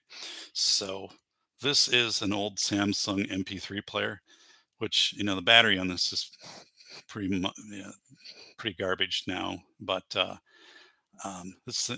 don't need the battery really to do any work on this thing at all because um, I have this external JBL speaker that charges. So this thing will hold a charge, and it's kind of here's the goofy thing with this. First of all, um, this is a great speaker. It sounds great, and I download podcasts and audiobooks, and that's what I listen to. So TJ Martinell, Aaron Clary, John Ronson, podcast. So I have on my SD card, I have a whole bunch of podcasts on here, and then I just regularly update. So um, then this isn't powering the sound. This totally powers the sound with its internal battery. And then I have it all hooked up here with um, what 1.5 millimeter cord. So this goes on the back of my bike. Inside there's a little mesh bag that is part of the larger bag, which is my cargo bag. So it just goes in there, and then this goes into the side of the pouch, or the pouch on the side. And I mean, like, this thing is useless, right? I mean, there's no value in this, but it works great for the podcast. And then this thing is loud enough, and this will play for 7 8 hours. And the thing is, you see the tape on it, right? So this, bought this new. I've had it a couple years. It does work really good. It's got a clip, but I just like stick it in this little mesh bag. Um, this is made to be like, oh, take it out at a beach, and it's rugged and all of that. The I never dropped this thing ever, and this thing is in pristine. This lid broke off. Like, I just was picking it up one day, and this like is snapped off, and then everything is exposed underneath, the speaker and stuff like that. And I didn't really, I didn't take the time to try to super glue it or anything. And there, so I just put it in place and took painter's tape and just taped, because I don't need to do anything else with it. And here's your volume and stuff like that. And then you're on it. It's really slick, but I'm like, how does that happen? Like, how does this just, I take it out of the bag and this comes off. I'm like, nice manufacturing there. But um, yeah, the speaker itself, though, this is terrific, right? So the size of my hand, to kind of give you some comparison. And this really cuts through, when you're biking, right? It has a lot of bass to it. So has it's not a tinny voice. So if you're listening to stuff, it's a good listen. Because this is in back of me, um, I don't have headphones on because I think that's dangerous to bike with headphones on. Um, I'm fully able to hear, vehicles and everything that's happening around me. And because it's voice and not music, there's enough, break between words to where you're able to hear. Hasn't compromised any ability to hear like a car coming up. Um, so yeah, the thing is, I won't listen to anything when if I bike like 50 miles or something, like 55 miles the other day. Um, I will everything and after I'm done riding, like, I have to charge so much stuff up because every light I have on the bike is battery charge in this, like, I'm charging things for, like, 2 days, but, um so I will go as long as I can while I'm still, like, engaged in my surroundings and farmers, tending to crops and stuff like that, and but there's a while after a while, you kind of zone a little bit or you get a little bored. Like, the biking is going well, like, I feel good, but I'm just, like, a little bored, you know? So that's when I will, you know, pull over and find a podcast, that I wanna listen to or audiobook and put it on. And then before I get into town, there's, uh there's a side road where I stop and I shut everything off because I'm not gonna go through town with this on, because draw attention to yourself would be really weird. Um, but out, there's nobody out in the country anyway, and because it's the volume, it's aimed this way, it's not going off toward homes. It's not ricocheting off places you drive by as an echo. But this for the investments, this thing's like $50 maybe, and of course this is basically free. Um, it and I think it's for me it's knowledge, right? So you're really when you're biking, you're engaged in something, and you can kind of clear your mind to take in a podcast uninterrupted, right? So it's really a neat thing. I'm glad I did it, you know, and anytime I do a distance ride, I'll do this. And so usually, about halfway through the ride, or when I get to like my lunch break or whatever, my I will then kick this on and play it for the ride home. It's maybe kind of a motivator too, because there might be a podcast that I've downloaded, right, that I really want to listen to. So I know that, oh, like once I get to the 20-mile mark, I'll put the podcast on. So, but yeah, this has been really good. I would recommend it if you're out, biking. I think again, I think the sound on this and the charge is awesome. It has Bluetooth. I don't use the Bluetooth because this doesn't have Bluetooth, but so I just, you know, it's straight up, auxiliary cord time. But yeah, and Bluetooth would wipe this thing out because the battery on this is really weak, but it's enough to just send a signal to get this. And this thing I can come home and it still has like 90% charge. Have I also, if I really need it, like I also bring my Anchor battery pack along, and then I know I can charge stuff up on a long distance run. I always keep like a extra set of lights because the lights never hold out for that long, but so I can charge stuff or charge my phone if I had to. But yeah. So anyway, um, that's just my suggestion is if you have an old phone, and this is a an old Samsung MP3 player. This thing is at least what 12 years older or older. Um, Absolutely great for pairing it with a speaker and having sound.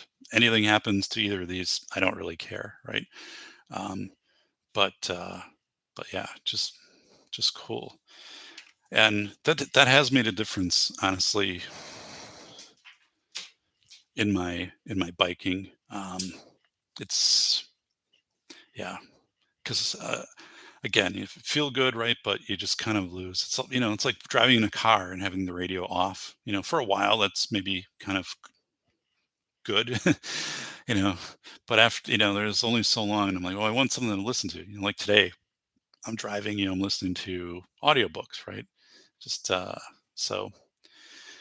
But I think when I tell people that I listen to stuff, they always think you got earbuds in, and I'm like, yeah, I wouldn't do that when I'm biking though, because I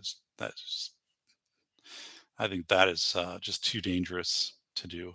Um, so let's see over here. Ron Wayne is saying, um, so I taped a small plug in speakers to my handlebars via Walkman back when I biked. That's cool. Yeah, that's a good setup. And I really it. I mean, I started to do that. I think last last year, or was it the year before? But it makes a it makes a big difference. I don't know, it's just kind of motivation. And then I also feel that the bike ride has some educational component to it, I guess, if that makes any sense. So um, that's one reason why I made my own sound system. Headphones on a bike is stupid levels of loss of SA. Plus, I come from the party ride in LA. Yeah, well, I mean, if I mean, I'm biking out where I might in 5 hours see three other people, right? So, and I can also just quickly, if there's some reason like I need to shut the sound down, all I gotta do is go back and just, you know, boom, off just like that. So, but right, the last thing last thing you want to do biking around a city, right, is to have sound, or I don't put have music on there, but have sound coming from your bike. Yeah, it's probably a big no on that. Um, so um, I got to have my music. If music keeps me going, Misty, Mrs. Wayne. Yeah, I don't have any music on there. Um, I only have podcasts and audiobooks, but I wouldn't mind putting some music on there. I don't. It's a little weird. I don't know how to do the folders on it, and I'm not really going to spend any time kind of learning on that old device. But if I had a folder where I could park some songs, that might be kind of worth it. But um, so um, let's see. Still have the original Rav power bank I got almost 10 years ago. Still works. That's from Bacon. So good deal. Um, A5, the version AT used. I still rock old tube radios, 40s and 50s Arvero. That's awesome. So hey, I have an update. My so we have this tree, well, on our neighbor's property, oak tree, about 80 years old, and it had severe damage from a storm in June. Big portion of tree kind of, fell in their yard and stuff like that. And so they talked to the tree guy, and they're having the tree removed. And now they told me yesterday it should be this week. And the tree guy has done stuff for us too and things like that. But it's kind of one of these years where everybody's always is booked out and all this stuff. But then we have this big tree. We have a big oak between our homes. So there's like the oak, 10 feet, my house, 10 feet, their house.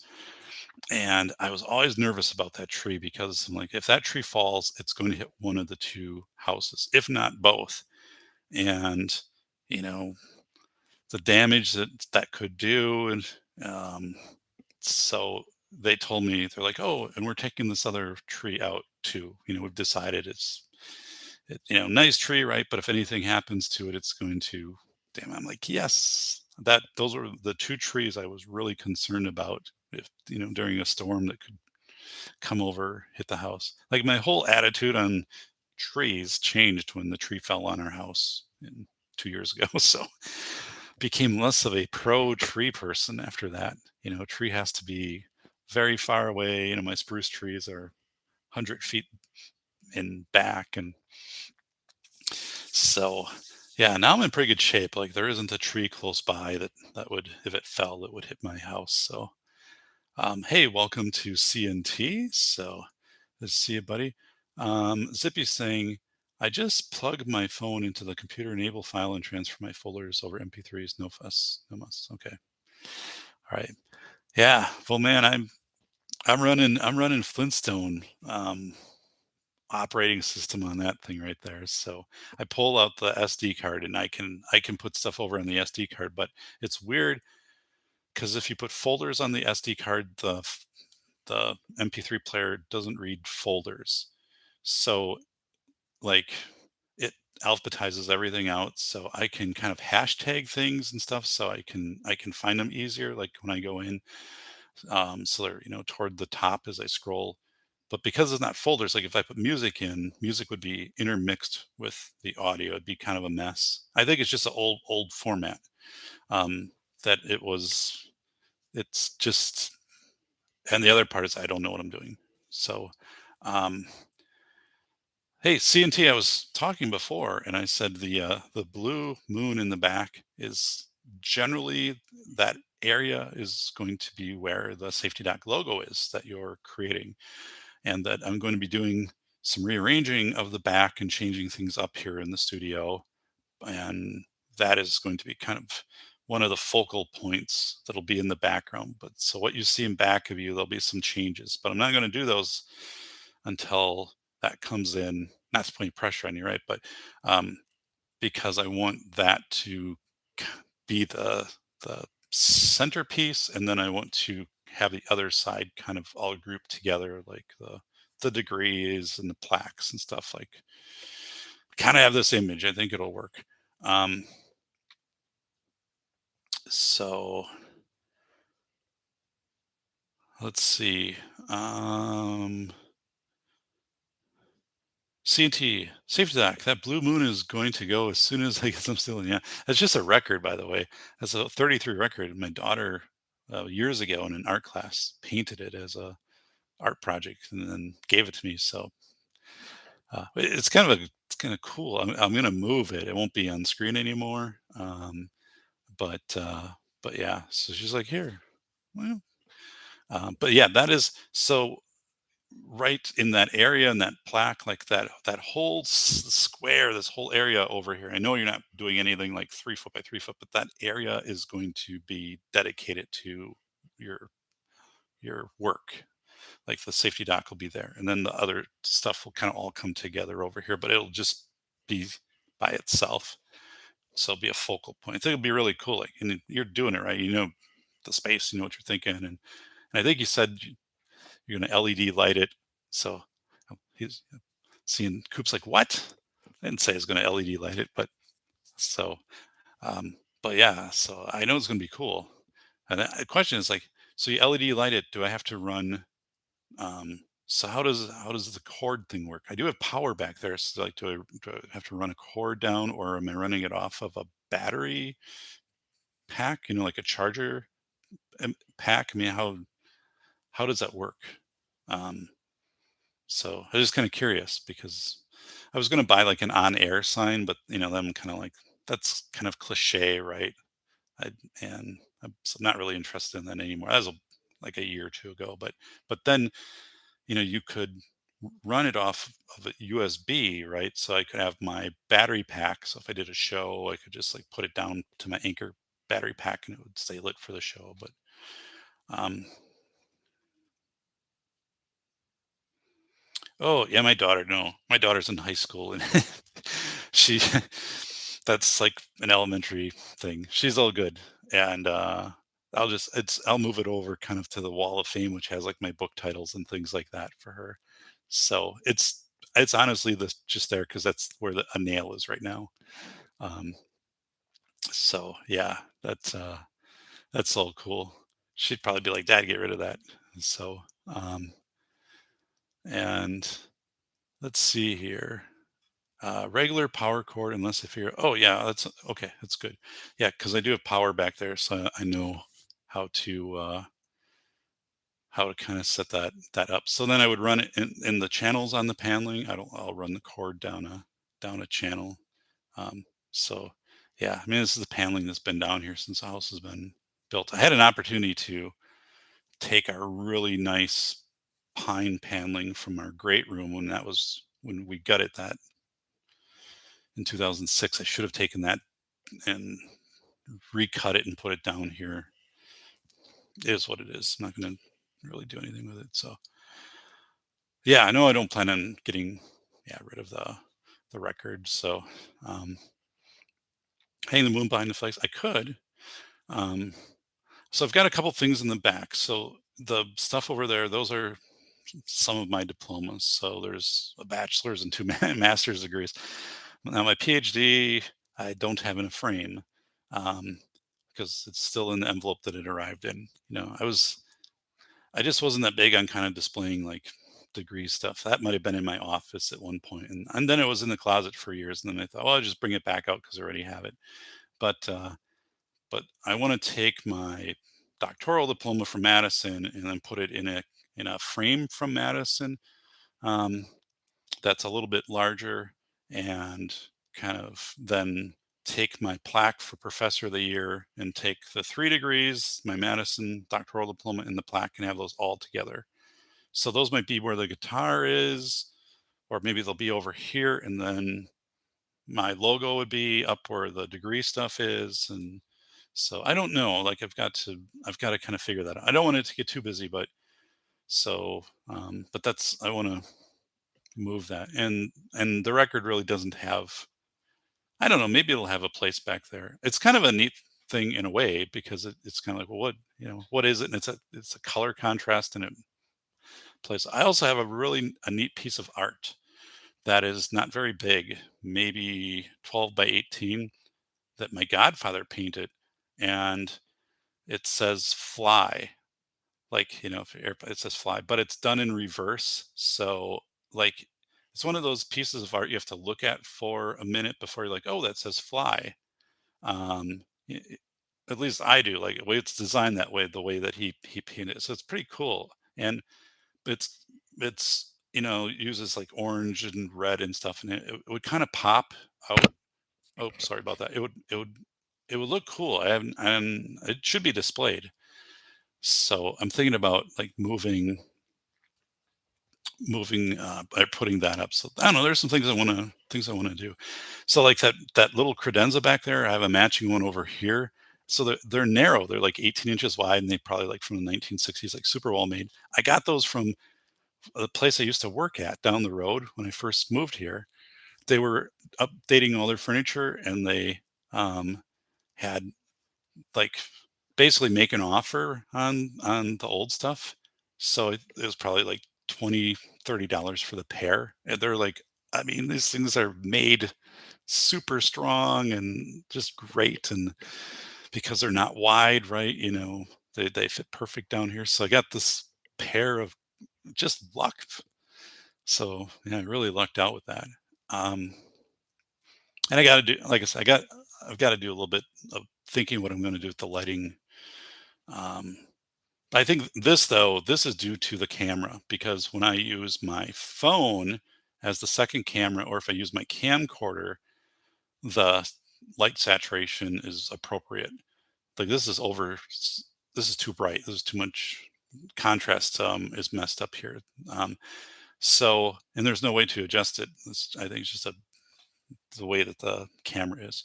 Um, but so I need a new webcam, and when I do podcasts, I'll probably use that other phone I have as kind of like a side screen thing, but I don't really have a setup here, and I'm not going to try to rig up my camcorder to be like a what DSLR or something like that. I'm not going to go kind of to those depths, but I do like that the side cam thing with that with my old phone, and then just hook it up on my network. That's been kind of cool the last few shows, and just kind of move it around a little bit. Um, Corey, I need to liquidate some assets. So, by the way, did anyone see like the FedEx stock lost 21% on Friday, and it lost $40 a share? And it never had happened before in the history of FedEx. Like the most they lost in a day was like 10% of their value, because they came out and said, we believe there's a global recession that's about to hit and all this stuff. Well, which I'm like, um, but holy smokes, part of that I think is a FedEx issue, um, personally. But the whole stock stuff is really weird, because now, at least what I'm seeing, right, is companies announce something and they just get punished, right? That kind of wasn't like 3M or General Electric, Abbott Labs. I mean, I can just go down, right? Um, and I'd be like, what in the world, or Verizon, subscriber growth is slowing. Boom, you're gonna lose 25% of your value. And that's really hard to get a rebound when something like that happens on some a stock that you own. So um, I'm like, this sucks.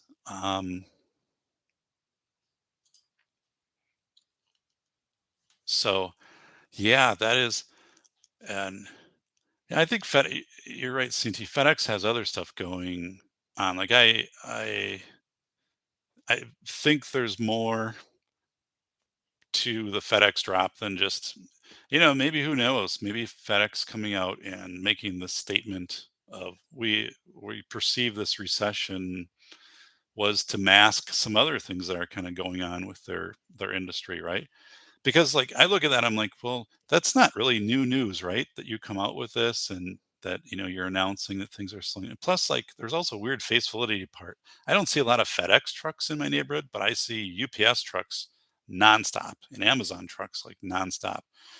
So, like even on the same block, there might be a UPS and an Amazon truck like at the same time.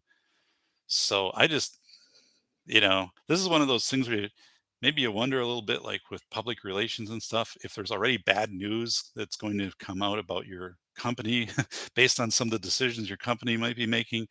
If you preempt it with some statement that seems kind of obvious, right? Like there could be a global recession or there's some indicators. Well, yeah, like every bank, every inflation, like that's not new to anybody. Um, and so maybe right, maybe there's some more going with that, but I just was like, holy smokes. Um, I never, I, I don't own any transportation stocks, not to give any advice, but I that's just an industry. So transportation, I think, is too iffy to invest in personally, and like airlines. Although airlines tend to get bailed out, it seems to be a timing thing, but like I'm sure I would time that wrong. And then so that and then like cruise lines and entertainment stuff like Disney, Disney's been down big. And I just look at that model and I'm like, you know, at some point, right? Like this whole thing of running these parks and expense and air flight and stuff, I don't know where your growth really comes into these. And just that whole model I don't really like. So what do I like? I'm a big fan of utilities. Utilities, typically pay dividends, and you don't have a lot of flashy stuff, but utilities. It's unlikely like you would get news that would crater a utility 20% a day. There's a high barrier of entry into a utility, right? You have a lot of equipment, a lot of regulation. So, um, if you have some tech company, you can have big rise, big drop, right? But utility be pretty steady over time. So like utilities are pretty good. Like banks, I mean, let's just face it. Like banks are going to look out for themselves, right? I mean, it's just the way that it is. Um, and if bank stocks go down, banks will take everybody else with them. So, um, you know, uh, for the most part, you know, banks, insurers, like, the bigger insurance companies typically have a lot of, not a lot, but they have fair amount of reserves that they can invest into things. And that's a pretty good business because, you can't buy homes or property, right, without having it insured. You won't get it underwritten. So those, um, it's not fail proof, right? But so and then I don't, I have very little like exposure into retail. I don't see like stores as a real long-term viable option is once 3D printing comes in and more kind of like Amazon delivery and stuff like that. I look at like Walgreens, for example. Like that's Walgreens pays a good dividend. Um, it's been around for a long time, but I'm like, they're shutting down more Walgreens because of theft, right? And from a business model, um, I just how much of that is just going to move to either, a delivery model or, we'll pick your order up or something like that. Having a brick and mortar Walgreens doesn't seem like a good model to me anymore. Like it was kind of like a bodega of towns with 10,000 people. Like it was a cool thing, and I think it really had its time, but like I don't I just don't think it's going to be there, right? I could be totally wrong on this. These are just things, my feelings on this stuff, but um and right now, so Treasury bills. So you can set up an account on Treasury Direct for free. treasury bills. It's crazy. Like a 6-month treasury bill. So let's say you have $1,000, right? A treasury bill doesn't cost anything to take out, and it could be a direct transfer from a bank account. Um, it would pay something ridiculously low, like, 1/3 of 1% or something like that. Well, you're like, well, I'm not gonna put my money over here and not be able to get it for 26 weeks or 52 weeks or whatever, and get back, $3 interest or $1.30 interest. Like, that doesn't make sense. But now the treasury notes or the treasury bills are like up 300% this year. So they're paying like 3.8%. I mean, again, inflation is like 20%. So it's just like you're still losing, right? But at least you're gaining a little bit, right? You don't have a asset that is losing plus being depreciated. You have an asset that is gaining just a little bit, but is still being hammered by inflation. Um, so, but you don't pay state or local taxes on any treasury notes, T bills, T notes, bonds, anything out of treasury is exempt from state and local tax. So that's a good thing because it adds in your percentage of what your gain really is. Um, so it is. Hey, well, yeah, appreciate the thumbs up. Someday I want to do a show where I just kind of talk about like, um, some fiscal. I think there's some fiscal safety, right? Some fiscal sense, maybe. Um, I don't. Again, I'm not. Yeah, I always have to preface it, right? I'm not a advisor, but I could talk about some of the things that I observe and some of the things. Um, but but yeah, that is in generalities, right? I think it's always good to look for industries that have a high barrier of entry, and when things kind of get beat down. So if you have a company that's paying a 5% dividend, so every year for every share of stock, you're getting this 5%. So if you bought, yeah, I don't even have something sensible to kind of give an example with right now, but and usually the dividends increase, companies increase their dividends in a small amount. Oh, instead of 50 cents, it's going to be 51 cents for next year. And then it might go from 51 to 53. But over time, that increases. But if the stock, is 50 cent, is a 5% dividend and it's $50, and suddenly it drops down to, $25 because the whole market has come down, right? Not just one thing in this company. Um, Now the dividend might be 10% for a short amount of time until that stock rallies. Well, if you buy it down at that 10%, your shares there are getting that 10% dividend, because again, it's still paying the 50 cents, but instead of 50 cents on $100 stock, it's 50 cents on, you know, you've paid $50 for it. So, and when the market goes down, right, if you stay invested in dividend stocks, the dividends get paid to you and they reinvest at a lower rate. So it brings your average down, which in theory, in a very long-term model, that would be good for you because it would just lower your averages, of what you paid for the stock. And so actually a downturn in the market might give you an opportunity to reinvest it lower, get more shares with your invested dividends. So it's kind of cool. Not that this is no millionaire palace here by far, but it's kind of interesting to watch this stuff.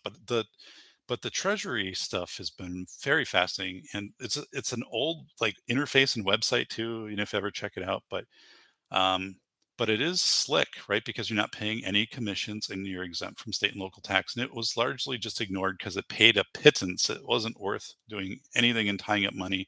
And of course, who are you going to go to try to get out of this stuff, before it matures? But now it's different. Like now the those areas are really jumping in interest. The interest rates are really coming back in those. Again, not to the point where they're getting anywhere close to matching inflation and stuff, but you're like, whoa, it does have my attention now, somewhat. So let's see here. Um,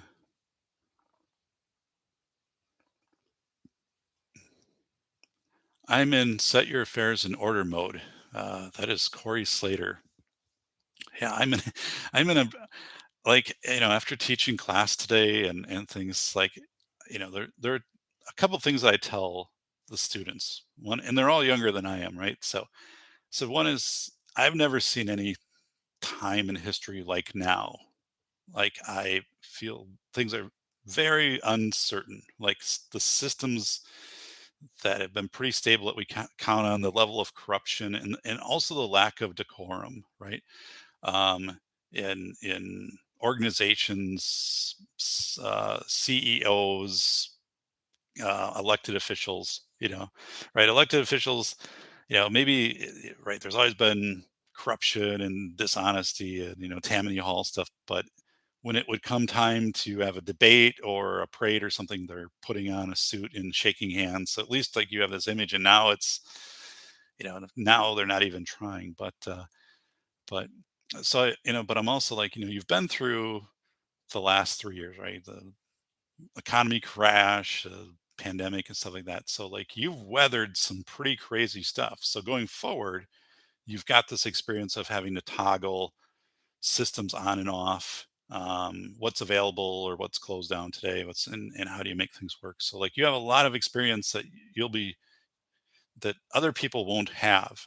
So as you go forward, like you look back, I mean, it's kind of like the anniversary of 9/11. Like, I remember I was an adult, when 9/11 happened. So I can talk about the things with that and how that kind of shaped things that came afterwards, change air travel and other things. But like a lot of people, if you're 25 years old, like you don't have that experience of understanding, of what that was like and what the impact of that was. So that's something I tried to bring to people today was to say you've gone through and acquired a pretty strong skill set in having to maneuver in nonlinear unwritten rules. And people we're asking too, like, when are they going to reauthorize some of the education law? Because a lot of it's from 2004 and it was supposed to be reauthorized in 2009. And I'm like, yeah, I don't know.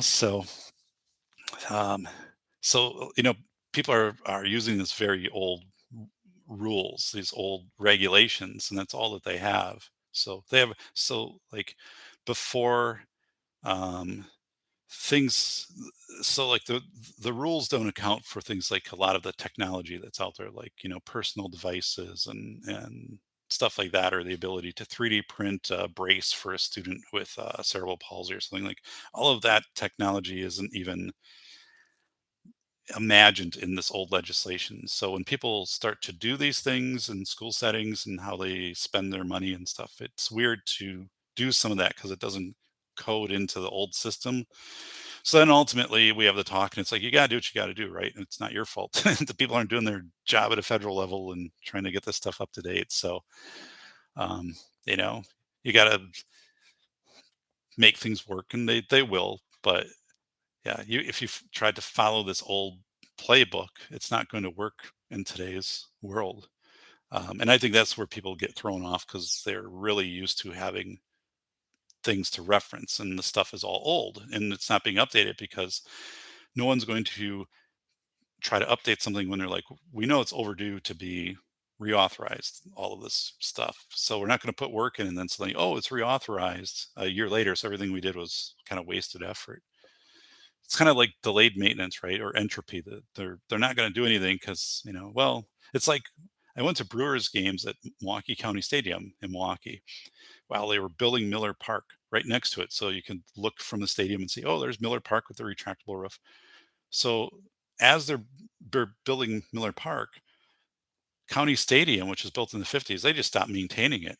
So like half the scoreboard didn't work. The seats were all, they're wooden seats and it's just all drywall screws, right, to hold the seats together. So like I was at a game the last year stadium was open and it ripped like a big hole in my shorts this drywall screw. There's drywall screws too. I mean, I just took a box of whatever, and I'm looking at this thing like it's board must have split or whatever. And instead of replacing it, they're just that thing was just literally like just keep it together until we move over to the other one, and then they just demolished it.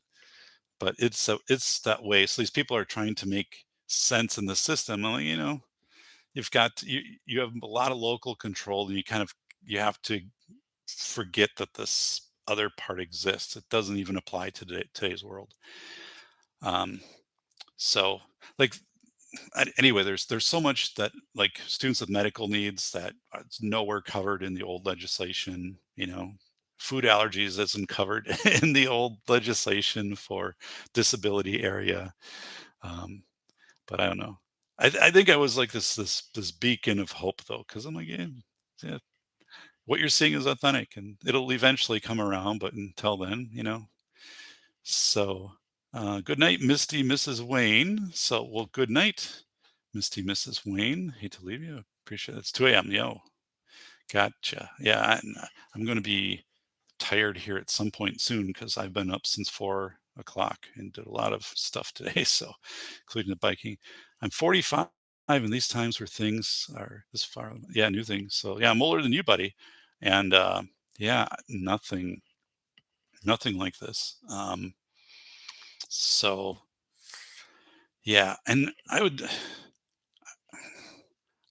think today I perceived it more than I have in the past with this group of administrators. My other group is like new superintendents, so they have usually they're a little bit older, so like the new principals are younger, and you could kind of see like they had a lot of questions about like why are things happening the way they are, or why is compensatory ed like here's an article I submitted, and why isn't what's happening to people that aren't complying with this? And I'm kind of like, well, kind of nothing, right? Like, but it seems right there should be. So like you should have to comply with the law. So what happens if you're a district and you just choose to not comply with this? So they're asking like the right questions, but then, I'm saying what you're perceiving is right. And I'm saying nobody has the answers, right? Nobody has the answer.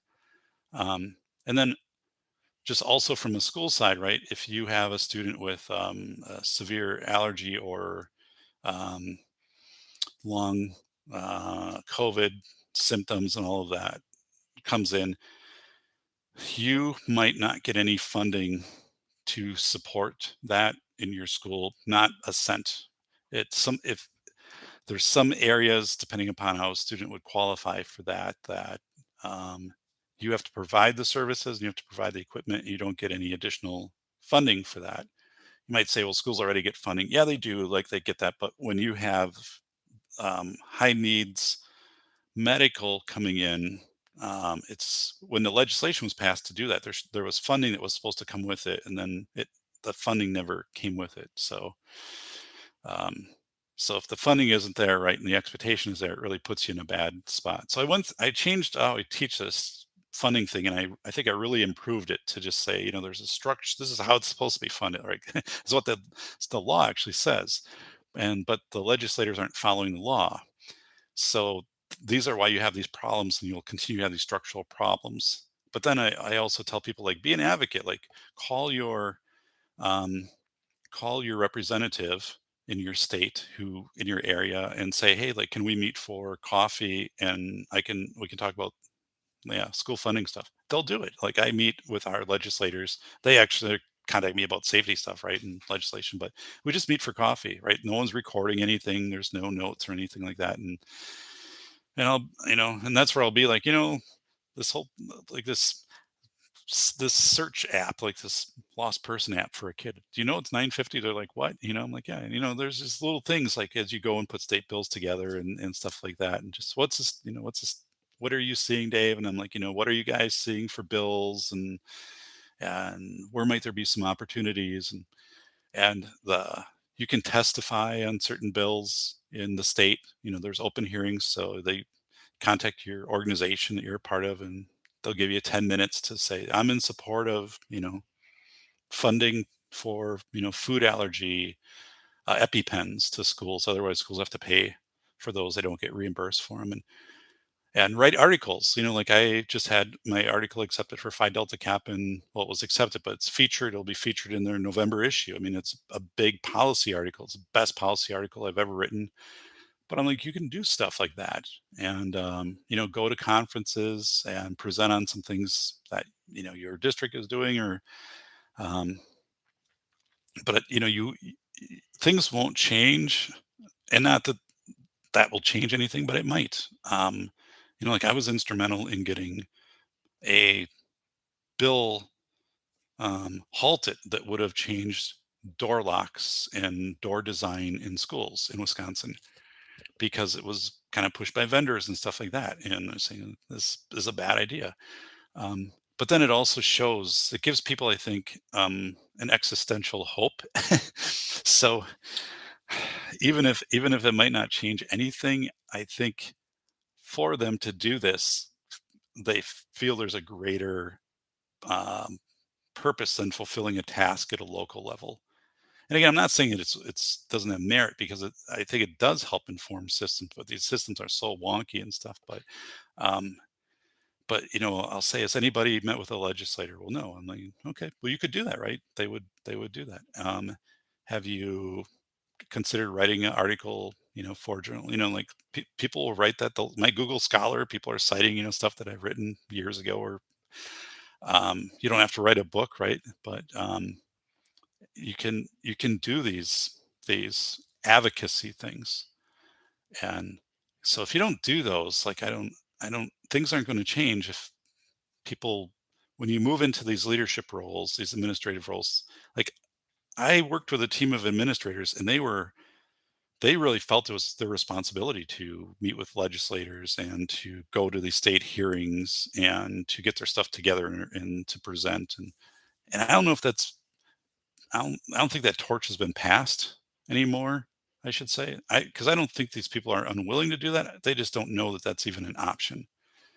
So when I brought it up today, because it is kind of a weird thing, when you come in and you're like, well, I've been on PBS twice for two national presentations. Here's two books I've written that are in country, libraries all over the world, and these articles and stuff. But I'm old, right? So like this is a body of work. Um, and we talk about school funding. And I'm like, I once sold 1/16th of our webpage, and here's the article. And we made so much money went into a fund to fund a lift bus just off of selling this website space. Um, but I don't think, they don't hear it. They don't hear it from anybody, and I haven't seen anybody who's done it. So there's this primacy effect, which I think is playing more and more. Like when I do classes, people are like, because now I'm somebody they know who's done it, right? Had who's been on TV, right? Who's had a special on TV. Like I know that this person is my professor, or has been in article. They Googled my name, and here it is, a feature article in Phi Delta Kappan, which is the most highly rated, um, citable like research journal for education policy. So you know, really a high bar to be be approved and published in that, and then have a research abstract that goes with it. And so, to have your books and stuff. So I think to do that, and that's one thing I always share back with the university is I said it's a good. I think people take away from that, and I don't spend a lot of time on it, but I do talk about it somewhat. And I just say it's not to brag. I'm not trying to do that. I'm not trying to tell you to go out and, if you read the book, like read a review, right? Thanks. Um, but I do think it's important to see that that can be done, because everybody in there has the potential to write a letter to the editor, or to meet with a representative who covers their area, or so yeah. Again, they aren't told. So when we come back into our next class, I'm going to kind of start with that, of saying, um, since we've right had time between the last class, today's class, and like the next class, have you thought about this a little bit more? And I think I'll share a little bit of how I went about creating some of those opportunities, to be more prominent in advocacy, more kind of in school safety, right? But um, because yeah, people don't see themselves in that role, and I believe you just have to be very overt and say you can do this, right? The first journal article I had published was in 1999, um, and that was a pretty big thing. And then so I have those, and I brought a couple that I have in like plastic protective stuff like to class today, and said, here was something going on, and like here was a journal article that I wrote that some people have and that had to do with this 20 years ago or 22 years ago or whatever. And um, but yeah, it's just one of those things that um, I guess I'm noticed. I don't know if it's more. Again, I'm not trying to like put a spotlight on me, but is it? I don't think it is so much like a standout thing of like, oh, Davis published and Davis, writing things and stuff, because like I knew people that did that type of stuff. Like they were in my, membership, they were cohorts or people I knew, people I worked with, people I would see at state conferences or stuff. And I don't see that as anymore. And I don't see that in the new students.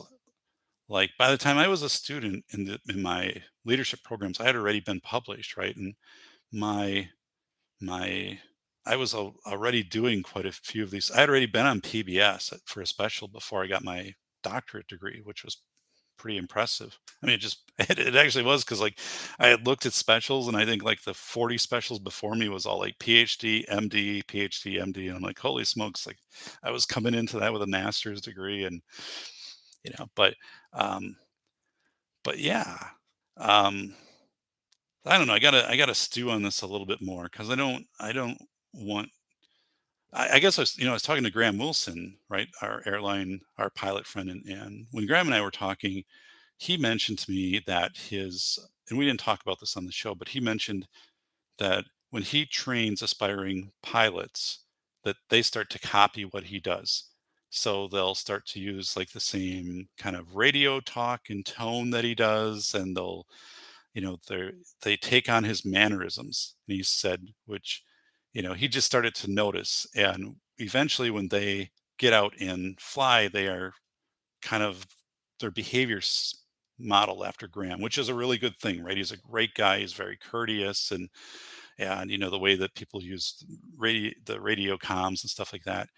And I'm like, yeah, I need to have this primacy effect with this group of students on the advocacy side, that somebody gets a hold of me and says, hey, I had lunch with a representative, right? Or I had an article submitted, and there's different journals, and there's easier barriers to get over if you're a new publisher, like in some journals. So like maybe you start there and say, hey, like I had this article published in, or like a state magazine or something like that. I'd be like, you know awesome, like good stuff. And and then kind of personally, that's the part I have to get into. Like you're trying to get jobs, right? Or you want to get yourself into a position you can get other jobs. And I think it's more and more important as you interview to show that you're working on a large scale, that you have a good read of the room, and the room is bigger than that district, right? You have a good vibe, and you're able to have some capital in other settings, right? Um, and I don't think people really think about. They will though. Once I talk about it, like they'll definitely see that as something for their portfolio.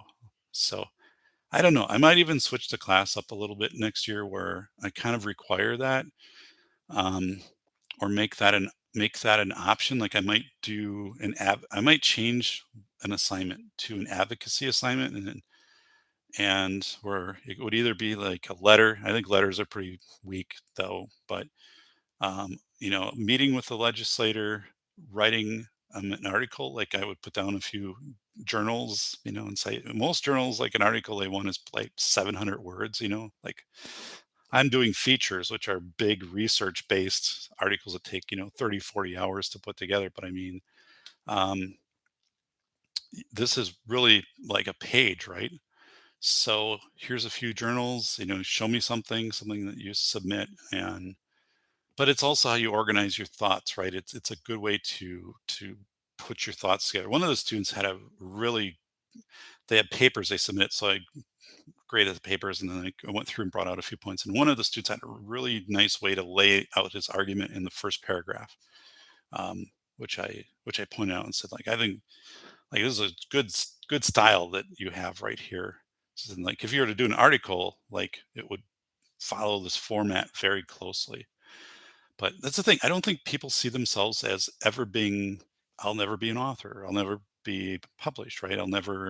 They just don't see themselves in that until you kind of like tell people. And that's why I never brought in my published stuff you can find online, but I would never bring in the paper copies and stuff until this year. And I started to do that because I was like, I want it to be real for people, right? I just want them to see that. It's not about me. I don't care if they read the article or not, but I want to tell them this is part of your role when you come into that. And somebody told me that. Well, it was actually not somebody. I'll tell you, it was John Steele. So it was John Steele. Well, thanks, Mike McLuhan, and take care, buddy. It was John Steele, friend of the show, right? After I wasn't doing as much in podcasts. This was maybe like a year ago or whatever, but John had, we were talking and he said, like you're an important figure in the community of sensible safety, right? Sensible school safety and stuff. So, like, you need to stay active because people, look to you, and you've done these things like the PBS stuff, and that was what before. That was just when I had the one book. And he said, so, you know, when you drop off, you're going to lose some of those, audience. Not say like it's about the audience, but like people who could go to you to kind of get the other vibe. You're not there in that community anymore, and you should be. Like, you have a lot of great things and sensible, like, the lost person app, like, why is that $9.50? Like, you're the person that brings stuff like that up. So he's like, keep doing that. Like, don't exit from that. And because you kind of have a responsibility, like, you built that up. And I'm like, there is something to that, right? Um there is something very much to that. But that did stick with me. um Corey's saying, um, sorry, Doc, but after seeing Harvard law students saying redacted the law, yeah, no, Corey, I'm with you. I'm with you. Um, one of the reasons, like, I really didn't put the degrees and stuff in the background was I haven't been that type of person who's like trying to say my credentials and my degree and all of that stuff, right? Um, Now you have to listen to me, or I have this. And I've always felt actions are what creates your credibility. Like, my books, I had to propose books to private publishing companies, or publishing companies, right? And they had to agree on these ideas, and I had to sign a contract and the obligations and fulfill those, and 400 citations, and the articles that I write, I think, no, that's all me. I mean, that's right. I'm not part of, as you said, some of these institutions of saying redact this and the other stuff. I guess I'm on the other side. So this is all kind of my empirical stuff and my creations. And that's what I would want to, I'd say, like, my Google, anything you find on Google Scholar, or like my PBS presentations and my books, I mean, are representative. It's not the diplomas. You know, I I someday I'm gonna bring out my transcripts and go through. I mean, I probably spent 10 years in college. I mean, it's crazy. I mean, I was working the whole time I was in college, and also, like, not just part-time job, but as I was like, um, speech language, I was also going to college. But like, I spent a lot of time that kind of worked out, because without the PhD from Madison and the research I put in for that, I probably wouldn't have gotten the books the book agreements and the return to PBS and the consulting definitely that I've done nationwide. The PhD was just a requirement. And people in the field will tell you if you don't have that credential, but like it was the credential is different than the work I've put in, right? Is the books and stuff. And um, I could go through and highlight 50% of the classes. I can't tell you one thing I remember from any of them, right? Um, and like I'm sure that anyone takes a class from me, like they'll tell me like, holy smokes, like the content and the materials. I'm like, I spent like 2 days on this 3-page budget thing because like everybody who's done this does it so complex and over wordy and 30 pages. And so like, here's what you need to know. Um, but yeah, so it is difficult, and it is one of those things like if again, if I'm starting over, would I go toward any type of degree or would I go into a trade or I mean, I'm not sure. I can't I can't see recommending to anybody else the path that I took. Again, it worked because of the ancillary stuff I did and kind of I think just work ethic and stuff like that and developing the consulting wing of Doc Enterprises, I guess. Um, but yeah, so obviously, I mean, a number of you follow Aaron Clary, but so and I'll get close to a wrap up here. Don't worry, Doc. I'm used to everybody doing better than me. Toot my own horn if I had a cause. Oh, you guys are great. CNT, you're important to the realm of just plain common sense, brother. Thanks. As you and the a lot of you guys with your shows and I listen, I'm like, here's things that resonate that make sense, right? Believes common sense is not common anymore. I am there. I don't believe that common sense is common. CNT Designs Arms hasn't been since I was in high school, so I said as much in my first martial arts class. Since formerly known as common. Yeah. Wow. I don't follow Aries says or Clary says Corey Slater. So um all right. Well, a few shout outs.